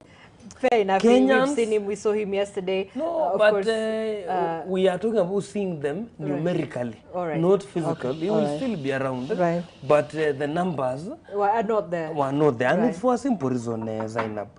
This country, people need a clean break from establishment ideologies, whereby we just come, say, you bring a manifesto, we read it, we move, we go, we vote. You see, people want something fresh. People want somebody who can think as though the box doesn't exist. We have thought outside the box for so long that the box being small, we are thinking small, just a bit bigger than the box. So we want somebody who thinks as though we are free. And that candidate might not have arrived in this election. And that's why, and also Wajakoya killed something, which we need to talk about when the whole election thing is over.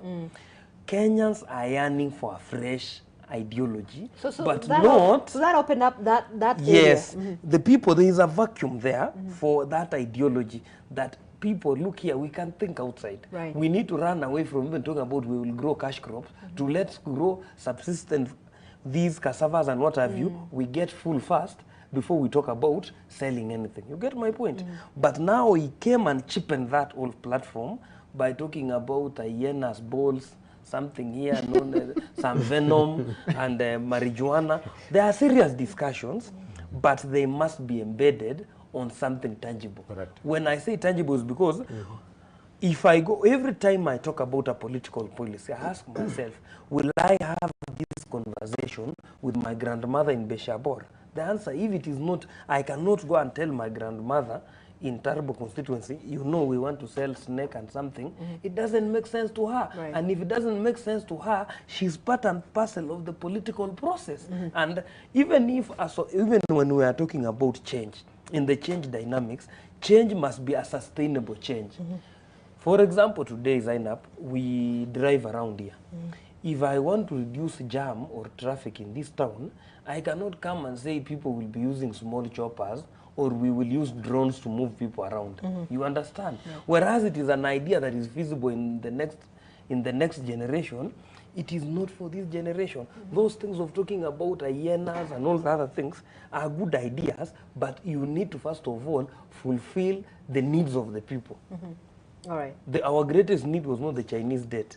It is first of all, can I be assured of my health, food, my kids can go to school, and then I start talking about Chinese debt later. But look at it this way. I mean, Kipchumba, to be honest, we've gone through a number of elections in this country, right? We have the 2002 election, 2007, 2013, 2017. Just looking back at the past two elections, we've had the same kind of promises that we're hearing right now. The manifestos are talking about the economy. We're talking about the issues of developing the infrastructure in our country. Of course, that's a huge talking point from one side of the political divide. But these are still the same issues. It feels like even looking at those manifestos coming from our political leaders, it's like we're coming to a completely new country. No, Zainab, there's another thing you need to understand. And my friend Gabriel has stayed in America for a while, more than all of us. There's something he can make us understand better. If you go to America, in every election, you are told we have created this amount of millions of jobs. If you are to listen to the last 5 or 6 elections from Bill Clinton to today, you will be asking yourself, if all these jobs have been created, where are new Americans coming from? Right. Because when Obama came, he said we have created more jobs than any other regime. When Trump came, the rhetoric was the same. And even the other day, you still look at the rate of Biden unemployment, was saying that. So there are things that we need to differentiate as Kenyans. Right. And one of it is, and it's unfortunate, the makeup or the infrastructure, the architectural infrastructure of democracy is such that it is, once the leaders are okay, they take care of the people. That is the risk of democracy. But if we were to talk about having something new, it will have to be, Kenyans have to first of all yearn for something new. Look at what Kenyans are doing. They are given a chance to do an election. You will see how the kind of their choices, and you can't condemn them for that. It is because every election happens under peculiar circumstances. In 2002, we were breaking away from the yoke of Kanu and what was the Moi establishment. Right. In 2013, so there are different dynamics. Yes, for in every 2013, election, right? we are reasserting our place as a sovereign nation and a people who determine our destiny. We were talking about ICC. In 2017, the question that was on the ballot was whether Uhuru Kenyatta and William Ruto had performed enough to earn them a term. And in this election, the election we are discussing currently, it is about the economy. Because it is the economy that has made this turnout to be at 65 and not even 80. Because I do not see the economic value of traveling from here to Indakalasia in Kakamega to go and vote for an MCA who might never know of my existence. You understand the point? True. If we had sorted the economy, we will be able to do all that without having a problem. But this election is, the economy is the main issue. Maybe the election in 2027, it will be about something else. And maybe sometime in the life of this country, we will also have an election about whether we'll sell hyenas to China or not. It is a so. All right.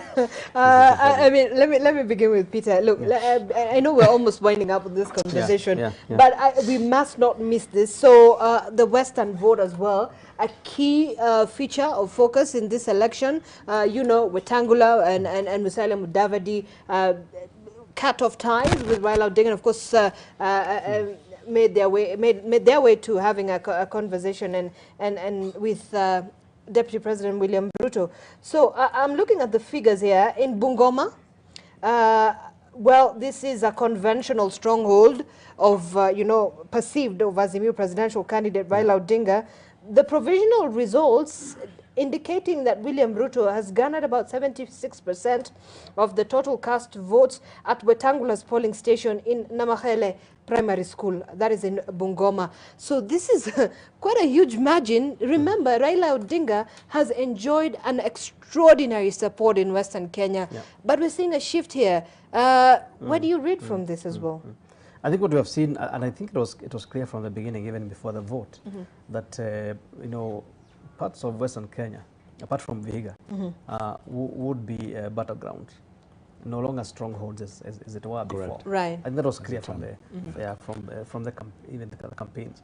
Although the crowds, I think, were deceiving in a manner, because each side was gathering enough crowds. Yes, right. Maybe for TV, but not for the polling station.